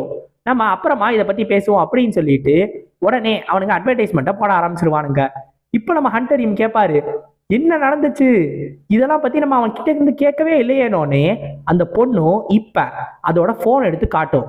பார்த்தா சர்ச்ல டாப்ல நம்ம ஜின்னு தான் இருப்பான். நம்ம ஜின்னை பத்தி தான் எல்லாரும் சர்ச் பண்ணிக்கிட்டு இருக்காங்க. இப்ப வெளில இருந்து இவங்களுக்கு to to to to to to to to to அப்படின்னு சவுண்டு கேட்கும். என்னடான்னு பார்த்தா ஒரு ஹெலிகாப்டர். அந்த ஹெலிகாப்டரே பீஸ் கில்டுக்கு மேல வந்து பறந்துகிட்டு இருக்கோம். நம்ம ஜின்னை இறக்கி விடுறதுக்காக மிலிட்ரியே வந்திருக்கோம். நம்ம ஜின்னும் ரொம்ப நன்றிங்க லிஃப்ட் கொடுத்ததுக்கு அப்படின்னு சொல்லிட்டு குதிக்கலான்னு போவான். அப்ப நம்ம லீடர் சோயி அந்த பில்டிங்ல இருந்து உள்ள இருந்தே பேசுவாரு. ஜின் டேக்கும் கேக்குதா, நான் தான் அப்படின்னு சவுண்ட் டிரான்ஸ்மிஷனா, லீடர் சோய் நீங்க தானா, எப்படி நீங்க பேசுறீங்க அப்படின்னு கேட்பானா.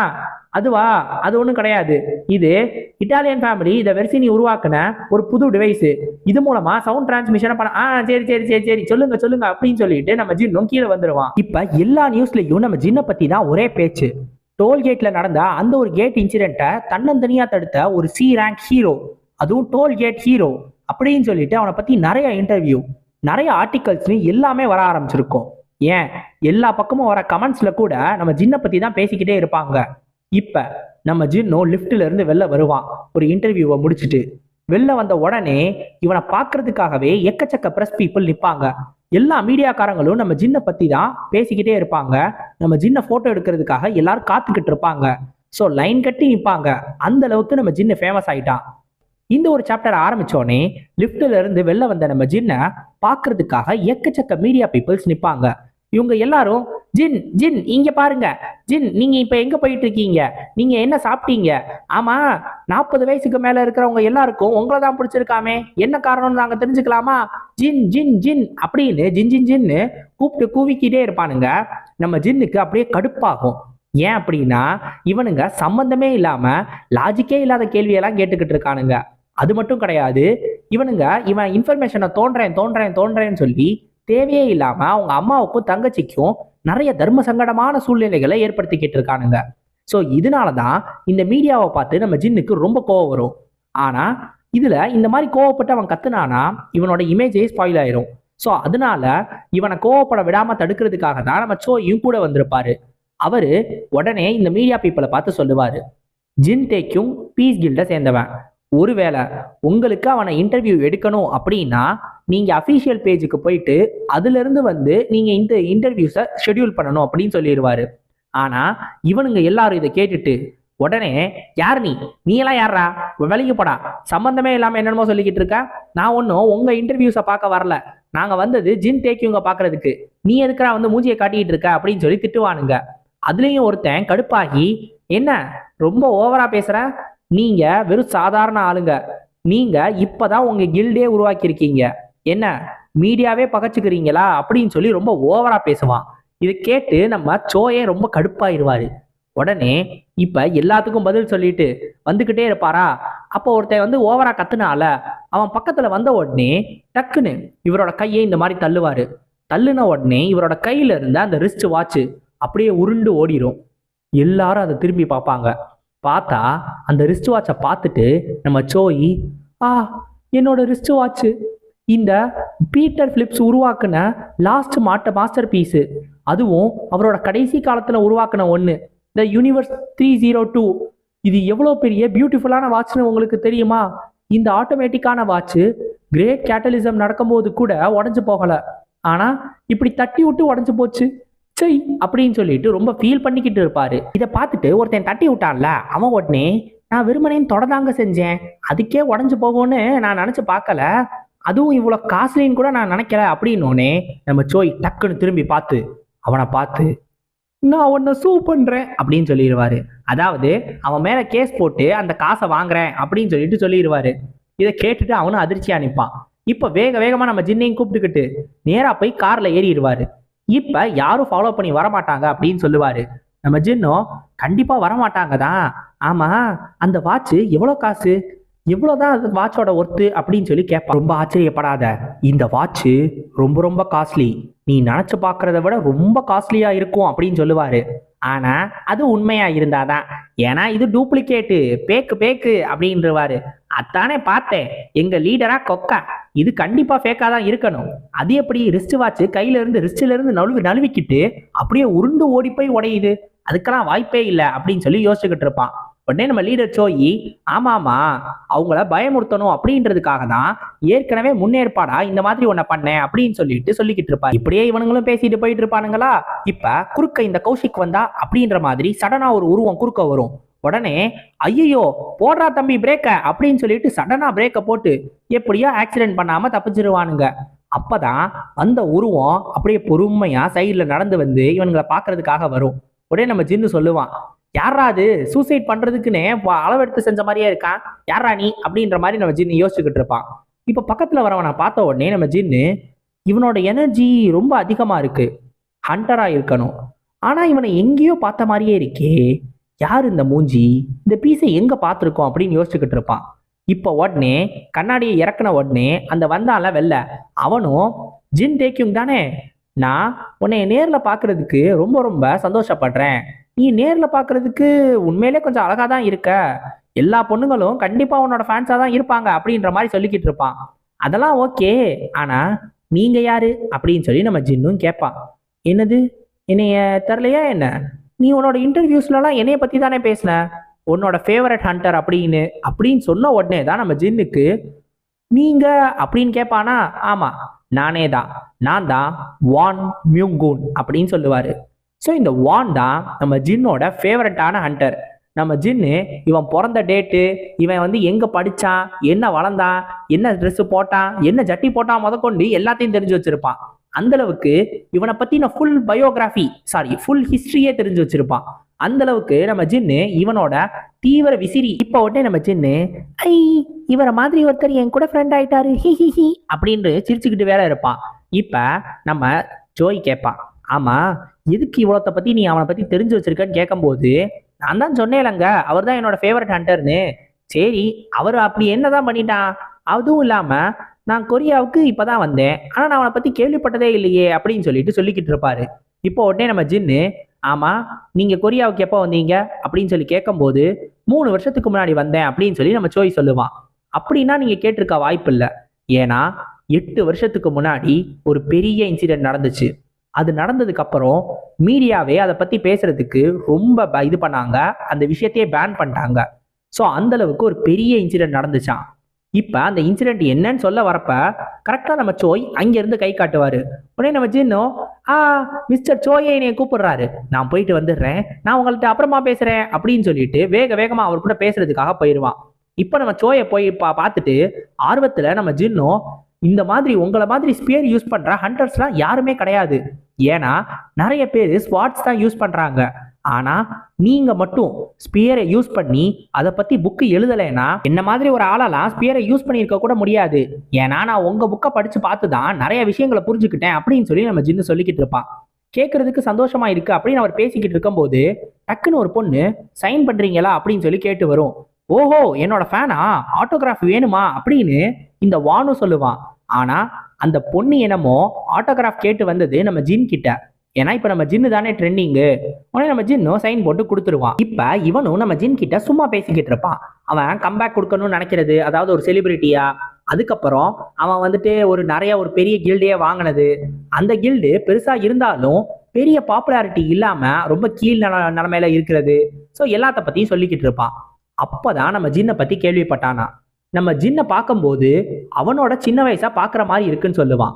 அப்ப நம்ம ஜின்னோட இன்டர்வியூஸையும் படிச்சு அது மூலமா நம்ம ஜின்னுக்கு ஃபேவரட்டான ஹண்டர் அவன் தான் அப்படின்றதையும் அவன் தெரிஞ்சுக்கிட்டானா. அதனால அவனுக்கே நிறைய இன்டர்வியூஸ் எடுக்கணும் அப்படின்னு சொல்லி நிறைய பேர் வந்திருக்காங்களாம். இப்போ உடனே நம்ம ஜின்னோட கையை பிடிச்சு சொல்லுவான், ஜின் நான் என்னால முடிஞ்ச எல்லாத்தையும் பண்றேன், உன்னைய ஒரு ஸ்டார் ஹண்டரா மாத்துறேன், நீ என்னோட கில்டுல சேர்றியா அப்படின்னு சொல்லிட்டு கேட்பான். நம்ம ஜின்னுக்கு இதை கேட்கறதுக்கு கொஞ்சம் ஆச்சரியமா இருக்கும். ஒரு ஸ்டார் ஹண்டர் எப்படி இருக்கும்னு யோசிச்சு பாரு. இப்ப இருக்கிற மக்கள் எல்லாரும் ஹண்டர்ஸ்னு எல்லா பக்கமும் ஹண்டர்ஸ் பத்தி தான் பேசுறாங்க, அது உனக்கும் தெரியும் தானே. அப்படி இருக்கிறப்ப இப்ப இருக்கிற குழந்தைங்களோட ட்ரீமே ஒரு ஹண்டரா மாறணுன்றது தான். அப்படி இருக்கிற ஒரு விஷயத்துல நீ ஒரு ஸ்டார் ஹண்டரா மாறினா எப்படி இருக்குன்னு யோசிச்சு பாரு. உன்கிட்ட எல்லாமே இருக்கு, உன்கிட்ட டேலண்ட் இருக்கு, அதுக்கான ஹேண்ட்ஸமான ஃபேஸ் இருக்கு, அது மட்டும் கிடையாது, இப்ப பாப்புலரே நீ தான், இப்ப டாப் நம்பர் 1, அதாவது சர்ச்ல டாப்ல இருக்கிறது நீ தான். ஆனா இது எல்லாம் எத்தனை நாளைக்கு இருக்கும்னு நினைக்கிற? கொஞ்ச நாள்லயே மக்களுக்கு இதை விட பெரிய விஷயம் கிடைச்சிரும், அது கிடைச்ச உடனே உன்னைய மறந்துடுவாங்க. அதனால இருக்கும் போதே நம்ம எல்லாத்தையும் அனுபவிச்சிடணும். இப்ப நீ ஒருவேளை ஃபேமஸ் ஆன போக போக நீ தான் டாப்ல இருப்ப. அப்படி ஒரு ஹண்டரா நான் உன்னை மாத்துறேன். நீ ஏன் கூட வந்துரு. நான் ஒரு ப்ரொஃபஷனல் இல்லையா, உன்னையும் என்ன மாதிரியே ஒரு ஆளா மாத்திடுவேன் அப்படின்னு சொல்லிட்டு இவர் சொல்லுவாரு. இதை கேட்டுட்டு நம்ம ஜின்னு, இருங்க இருங்க பொறுமையா இருங்க. ஆமா, நீங்க இந்த மாதிரிலாம் கேட்க மாட்டேன் அப்படின்னு சொல்லிட்டு மிஸ்டர் சோயிட்ட சொன்னீங்களே அப்படின்னோடனே, ஆமா நான் சொன்னேன்டா, ஆனா இது ஒரு நல்ல ஆப்பர்ச்சுனிட்டி, நல்லா யோசிச்சு பாருன்னோடனே, அப்படின்னா என்னை மன்னிச்சிருங்க, நான் பீஸ் கில்டை விட்டு வரமாட்டேன் அப்படின்னு சொல்லிடுவான். சரி, நீ கில்டு மாத்த வேணாம், அப்படின்னா ஒரு செலிபிரிட்டி ஏஜென்சியில சேரு, எனக்கு தெரிஞ்ச ஒண்ணு கூட இருக்கு, உன்னைய ஒரு பெரிய செலிபிரிட்டியா நான் மாத்துறேன் அப்படின்னு சொல்லும் போது, இல்ல எனக்கு ஏஜென்சிஸும் எதுவும் வேணாம் அப்படின்னு சொல்லி நம்ம ஜின் சொல்லிடுவான். ஜின், நான் என்ன சொல்ல வரேன்றது உனக்கு இன்னும் புரியலன்னு நினைக்கிறேன். பாரு, என்னையே நல்லா பாரு, நான் எவ்வளவு சம்பாதிக்கிறேன்னு உனக்கு தெரியுதா? ஜஸ்ட் ரெகுலர் ஷோஸ்லயும் அட்வர்டைஸ்மெண்ட்லயும் நீ நடிச்சாலே போதும், அது வச்சே நீ எக்கச்சக்க காசை சம்பாதிக்கலாம். அது மட்டும் இல்லாம உனக்குன்னு ஓன் பில்டிங் வேணும்னு சொல்லிட்டு தானே நீ உன்னோட இன்டர்வியூல சொன்ன, அதெல்லாம் உனக்கு வேணாமா அப்படின்னு சொல்லிட்டு கேட்பாரு. உடனே நம்ம ஜின்னு, அதெல்லாம் கரெக்டு தான், நான் அப்படி சொன்னேன் தான், ஆனா என் இன்டர்வியூவை நீங்க ஃபுல்லா பார்த்துருந்தீங்கன்னா உங்களுக்கு தெரிஞ்சிருக்கும். நான் கொஞ்ச நாளைக்கு முன்னாடி வெறும் ஒரு எஃப்ராங்க் ஹண்டரா இருந்தேன், அதை விட இப்ப நிறைய சம்பாதிக்கிறேன், அதுவே எனக்கு போதுமே, இதுல என்ன பிரச்சனை? அது மட்டும் இல்லாம கேமரா முன்னாடி நிக்கிறத விட ஒரு கேட்டுக்குள்ள போயிட்டு அங்க இருக்கிற மான்ஸ்டர் முன்னாடி நின்று அதை சண்டை போடுறது தான் எனக்கு செட் ஆகும். அதுவும் இல்லாம எனக்கு பில்டிங் வேணும் தான், ஆனா சும்மா பக்கத்து தெருவில் இருக்கிற மளிகை கடை மாதிரி ஏதோ ஒன்று இருந்தா கூட போதும், அது கூட ஒரு பில்டிங் தானே, எனக்கு அதுவே போதும் அப்படின்னு சொல்லிடுவான். இப்ப இதை கேட்ட உடனே அவரு, எனது மளிகை கடையா, நீ உனக்கு அதுவே போதும்னு நினைக்கிறியான்னு கேட்கும்போது, ஆமா எனக்கு அதுவே போதும், மிஸ்டர் சோயுமே என்கிட்ட நிறைய அட்வர்டைஸ்மெண்ட் காட்டினாரு, அதுவும் இல்லாம அதுல போயிட்டு நான் ஏதாவது ஒரு பில்டிங்கை சூஸ் பண்ணிக்கிடுவேன், எனக்கு ரொம்ப பெரிய பில்டிங்லாம் தேவையில்ல அப்படின்னு சொல்லிடுவான். இதை கேட்டுட்டு அந்த வானும், சரி அப்படியா அப்படின்னு சொல்லுவாரு. இதை கேட்ட உடனே நம்ம ஜின்னும், நீங்க ஒன்றும் ரொம்பலாம் அப்செட் ஆயிடாதீங்க, நான் என்னோட முடிவு இதுதான், அதனால நான் ஒன்றும் உங்க கூட ஃப்ரெண்ட்ஸா இருக்க முடியாதுன்னா இல்லை, நம்ம 2 பேரும் ஃப்ரெண்ட்ஸா இருக்கலாம் தானே, கண்டிப்பா இருக்கலாம். அது மட்டும் இல்லாம இப்போ கொஞ்சம் லேட் ஆயிடுச்சு, நான் என்னோட ஏ ரேங்க் எவாலுவேஷனுக்கு போகணும், நான் உங்களை அப்புறமா பார்க்குறேன், உங்கள் நம்பர் என்கிட்ட இருக்குல்ல, கண்டிப்பாக நான் உங்களை கால் பண்ணி ஒரு கரோக்கேக்கு நம்ம போகலாம், நான் உங்களை அப்புறமா பார்க்குறேன், போயிட்டு வரேன் அப்படின்னு சொல்லிட்டு அவன் போயிடுவான். இப்போ அவன் போகிறப்ப ரொம்ப சந்தோஷமா போவான், அவனோட ஃபேவரட்டான ஹண்டரை பார்த்துட்டான் அப்படின்னு. ஆனால் தன்னோட ஃபேனை சந்திச்ச இந்த வானுக்கு அவ்வளோ சந்தோஷம் இருக்காது. ஏன்னா இந்த மாதிரியான ஒரு ஆள் எப்படி ஃபேமஸ் ஆனா அப்படின்னு சொல்லிட்டு அவனுக்கு கோவம் தான் வரும். இப்போ நம்ம ஜின்னுக்கு அவங்க அந்த ஏ ரேங்க் ஹண்டருக்கான அந்த ஒரு மெடலை கொடுப்பாங்க. அதுக்காக அந்த லைசன்ஸை கொடுக்கறதுக்கு பெரிய ப்ரெஸ் மீட்டே வச்சிருப்பாங்க. நம்ம ஜின்னுக்கும் அவங்க கொடுக்க போறப்ப நம்ம ஜின் அதை வாங்க போவானா, அதை பார்த்துட்டு இப்போ எல்லாரும் முன்னாடி சொல்லுவான், ஓ லக் அப்படின்னு சொல்லிட்டு கத்துவான். அது லக்கு கிடையாது, என்ன வார்த்தைன்றது உங்களுக்கு ஸ்க்ரீனை பார்க்கும்போது தெரியும். நம்ம ஜின்னு இதை கத்துனதை பார்த்துட்டு எல்லா பக்கமும் கிங் ஆஃப் அந்த வார்த்தை அப்படின்னு சொல்லி நம்ம ஜின்னை ஃபேமஸ் ஆக்கிடுவானுங்க. நம்ம ஜின்னு தான் எல்லா பக்கமும் ஃபேமஸா இருப்பான். ஆனா நம்ம ஜின்னை யாரும் ரொம்ப தப்பாலாம் சொல்ல மாட்டாங்க. ஸோ இதை எல்லாருமே கொஞ்சம் ஜாலியா எடுத்துக்கிடுவாங்க. அதனாலேயே நம்ம ஜின்னு நல்ல விதமா ஃபேமஸ் ஆவான். இது எல்லா கமெண்ட்ஸையும் பார்த்து நம்ம சோய் நம்ம ஜின்னு கிட்ட சொல்லிக்கிட்டு இருப்பாரு. நம்ம ஜின்னு இன்னொரு பக்கம் ரைட் பண்ணிக்கிட்டு இருப்பான். ஒரு லைகான்த்ரோப் இருக்கிற ஒரு பெரிய ரைட் கேட்டு, ஸோ இதை தான் ரைட் பண்ணிக்கிட்டு இருப்பான். இப்ப நம்ம சோயை பார்த்து சொல்லுவான், அந்த ப்ராட்காஸ்ட்ல நான் ரொம்ப சொதப்பிட்டேன், நல்ல வேலை எல்லாம் இந்த மாதிரி ஆயிடுச்சு அப்படின்னு சொல்லி யோசிச்சுக்கிட்டு இருப்பான். ஸோ நம்ம ஜின்னு அப்ப கத்துறதுக்கான காரணம் என்ன தெரியுமா, இவன் ஏ ரேங்க் லைசன்ஸை வாங்கின உடனே எக்கச்சக்க நோட்டிபிகேஷன் சிஸ்டம்ல இருந்து வந்திருக்கான். இத்தனை நோட்டிபிகேஷனை ஒரேடியா பார்த்ததுனாலதான் நம்ம ஜின்னு டக்குன்னு அப்படி கத்தி இருக்கான். அதனாலதான் அந்த மாதிரி ஆகி இப்படியும் மாறி இருக்கு. இப்ப நம்ம சோய் இருக்கார்ல, அவர் உடனே கேட்பாரு, அந்த வான் பத்தி நீ சொன்னியே அப்படின்னோடனே, அவரா, ஆமா அவரை பத்தி சொன்னீல, 8 வருஷத்துக்கு முன்னாடி அப்படி என்னதான் நடந்துச்சு அப்படின்னு சொல்லிட்டு கேட்பாரு. நீங்க தெரிஞ்சுக்கணும்னு ஆசைப்பட்டீங்கன்னா வேணும்னா நான் சொல்றேன் அப்படின்னு சொல்லிட்டு 8 வருஷத்துக்கு முன்னாடி என்ன நடந்துச்சு அப்படின்றத நம்ம ஜின் சொல்லுவா. ஸோ 8 வருஷத்துக்கு முன்னாடி தான் இந்த வான் அப்படின்னு ஒரு ஃபேமஸான ஸ்டார் தன்னோட கோபுரத்துல இருந்து அடிமட்ட லெவலுக்கு வந்திருக்கான். அவனோட மியூசிக் ஷோ எல்லாமே கேன்சல் ஆயிடுச்சான். அது மட்டும் கிடையாது, டாக்ஸ் கட்டலன்னு சொல்லி அவன் மேல ஒரு கேஸும் வந்திருக்கு. அதுக்கப்புறம் போக போக அவன் மேல இருந்த கேசஸ் எல்லாமே போயிடுச்சு. இருந்தாலும் அவனோட பப்ளிக் இமேஜ் அதுக்கு முன்னாடியே ரொம்ப டேமேஜ் ஆயிடுச்சு. அவனை பத்தி நிறைய தப்பான ஆர்டிகல்ஸ்லாம் வர ஆரம்பிச்சு ஒரு ஃபேமஸான ஆள்ல இருந்து அப்படியே கீழே போக ஆரம்பிச்சிட்டானா. அப்பதான் தான் இனிமேல் ஒரு செலிபிரிட்டியா இருக்கக்கூடாது, ஃபர்ஸ்ட் நான் ஒரு ஹண்டர், நான் ஹண்டராகவே இருக்க போறேன் அப்படின்னு சொல்லிட்டு ஹண்டரா இருந்தானா. அப்பதான் அந்த பெரிய விஷயம் நடந்திருக்கு. மியூங்டாங்ல நடந்த ஒரு பெரிய வேரியேஷன் கேட் ட்ராஜடி. ஸோ இந்த ஒரு ட்ராஜடி நடந்த உடனே அவனை பத்தி நிறைய பிரச்சனைகளும் வர ஆரம்பிச்சுச்சான். ஏன் அப்படின்னா அந்த ஒரு ட்ராஜடியில 30 ஹண்டர்ஸ் இறந்து போயிட்டாங்க. அதுல ஒரு ஏராங் ஹண்டரும் சேர்த்து, டோ மின்சோ அப்படின்னு. இப்ப அதுல இருந்து தப்பிச்சு வந்த நம்ம வானை பார்த்து மக்கள் கேட்டப்ப வான் சொன்ன ஒரே ஒரு வார்த்தை, மின்சோ என்னைய மன்னிச்சிடு அப்படின்னு. யார் இந்த தோ மின்சோ அப்படின்னு சொல்லிட்டு நம்ம சோய் கேட்பாரு. உடனே நம்ம ஜின் சொல்லுவான், இந்த தோ மின்சோவும் அப்ப இந்த வான் அளவுக்கு ரொம்ப ரொம்ப ஃபேமஸான ஆளா, 8 வருஷத்துக்கு முன்னாடி ஒரு ஏராங் ஹண்டரும் கூடவா. அப்பதான் இவங்க 2 பேரும் சேர்ந்து ஒன்னா ஒரு கொலாபரேட் பண்ணி ஒரு ரைடுக்கு போயிருக்காங்க, ஒரு பீராங் கேட்டு. ஆனா அங்கேயே இந்த தோ மின்சோ இறந்து போயிட்டாரு. இந்த ஒரு ரைட்னாலேயே, அதாவது இந்த ஒரு கேட் ட்ராஜடினாலேயே நிறைய பிரச்சனைகள் அங்கிட்டு இங்கிட்டுன்னு வந்து அதனால நிறைய சண்டைகளும் வர ஆரம்பிச்சுச்சான். நிறைய கோர்ட் கேசஸ்ன்னு எல்லாமே நடந்துச்சான். அதுக்கப்புறம் தான் இந்த வான் வந்து கொஞ்சம் கொஞ்சமா பாப்புலாரிட்டியில இருந்து கொஞ்சம் கொஞ்சமா அப்படியே போக ஆரம்பிச்சு மக்களும் அவனை மறக்க ஆரம்பிச்சிட்டாங்க. ஏன்னா மக்களுக்கு இவன் மேல இருந்த இன்ட்ரெஸ்ட் போயிடுச்சு. ஆமா, இது எல்லாத்த பத்தியும் நீங்க எதுக்கு கேக்குறீங்க, அதுவும் இப்ப கேக்குறீங்க அப்படின்னு சொல்லிட்டு நம்ம ஜின் கேட்பான். அது ஒன்றும் இல்லை, இவனை பற்றி தேடும் போது இப்போ நம்பர் 1 சர்ச் ஆர்டிக்கலா இவனோட பேர் தான் இருக்கு, அதனால அவனை பற்றி தேடிக்கிட்டு இருந்தேன். ஸோ அப்போதான் இவனை பற்றி கேட்டேன் அப்படின்னு சொல்லிட்டு இந்த சோய் சொல்லுவார். ஓ அப்படியா அப்படின்னு நம்ம ஜின் கேட்கும்போது, ஆமாம் நீயும் நம்பர் 1 சர்ச் ரிசல்ட்டாக தான் இருக்க அப்படின்னு சொல்லிட்டு சொல்லுவார்.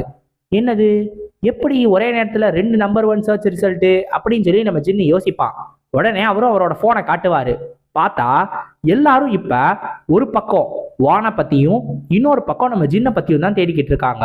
நம்ம ஜின்னும் வானோட ஸ்டார் கில்டுல போய் சேருவானா இல்லையா அப்படின்ற மாதிரி தான் எல்லாருமே பேசிக்கிட்டு இருக்காங்களாம். உடனே நம்ம சோய் கேட்பாரு, என்ன நீயும் கில்டு மாற போறியா அப்படின்னு.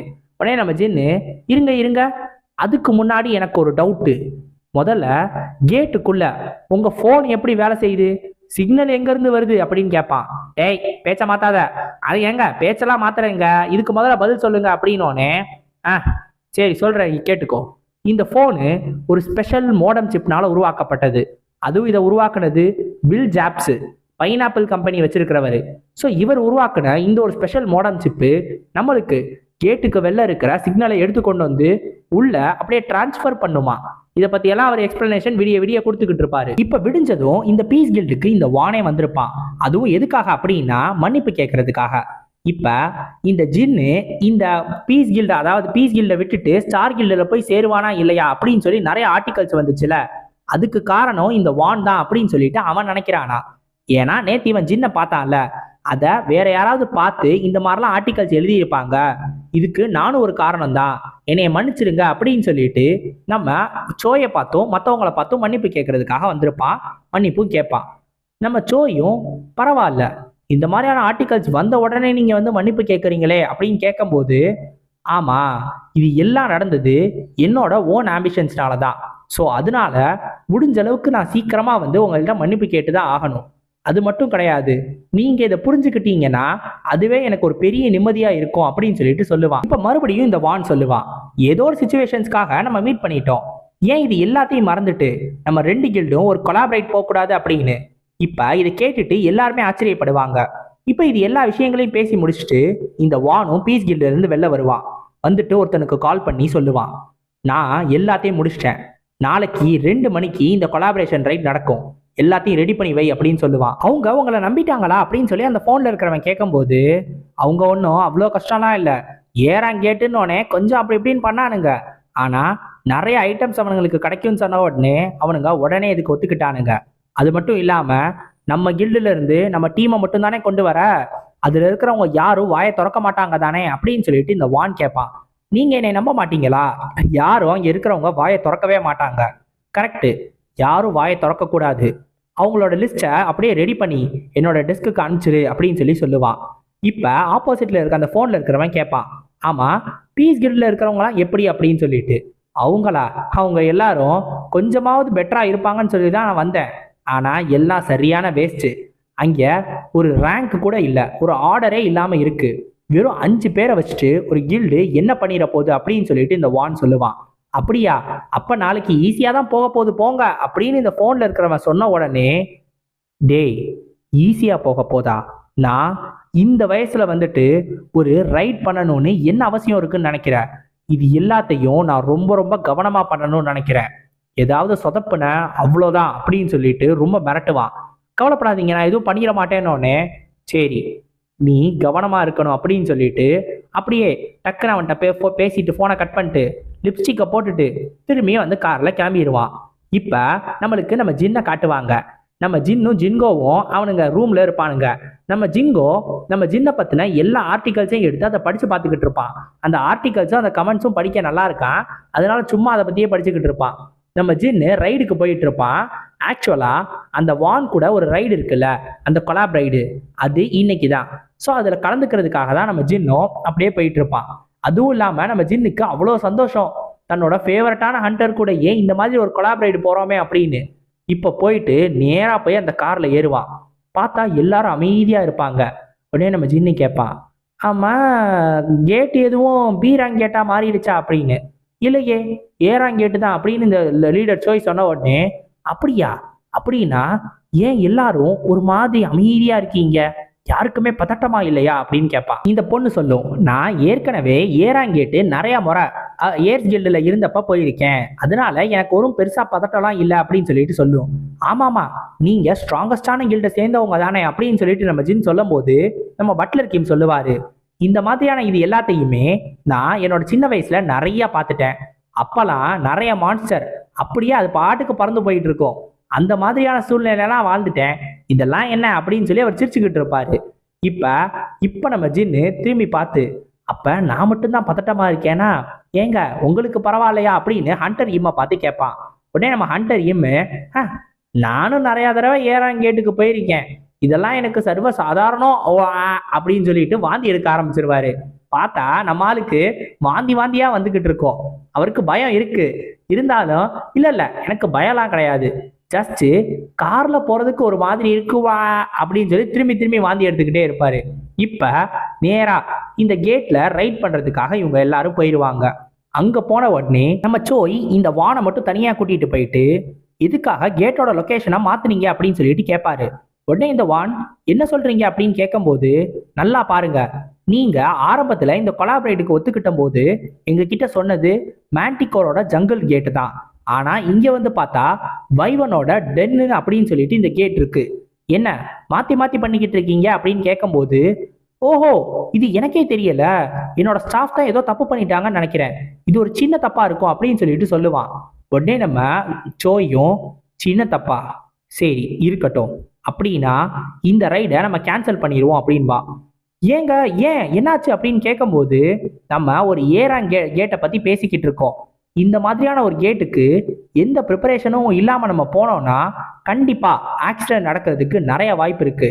அது மட்டும் இல்லாம என்னோட கில்டு இந்த மாதிரியான டிராகனோட கேட்டுக்கெல்லாம் போறதுக்கு கொஞ்சம் கஷ்டப்படுவாங்க, அவங்க அதுக்கெல்லாம் இன்னும் ப்ரிப்பேர் ஆகல அப்படின்னு சொல்லுவான்.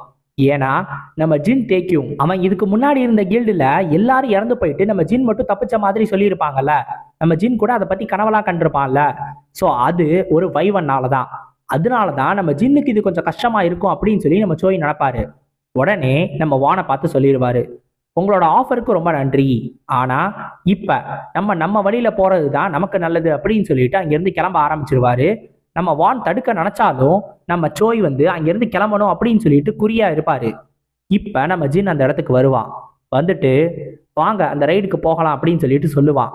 உடனே இந்த சோயும் கேட்பாரு, தேக்கியும் என்ன சொல்ற அப்படின்னு. இந்த ஒரு ரைடை எல்லா மீடியாவும் கவர் பண்ணிக்கிட்டு இருக்கு, எல்லா ரிப்போர்ட்டர்ஸும் அங்க வெளில தான் வெயிட் பண்றாங்க.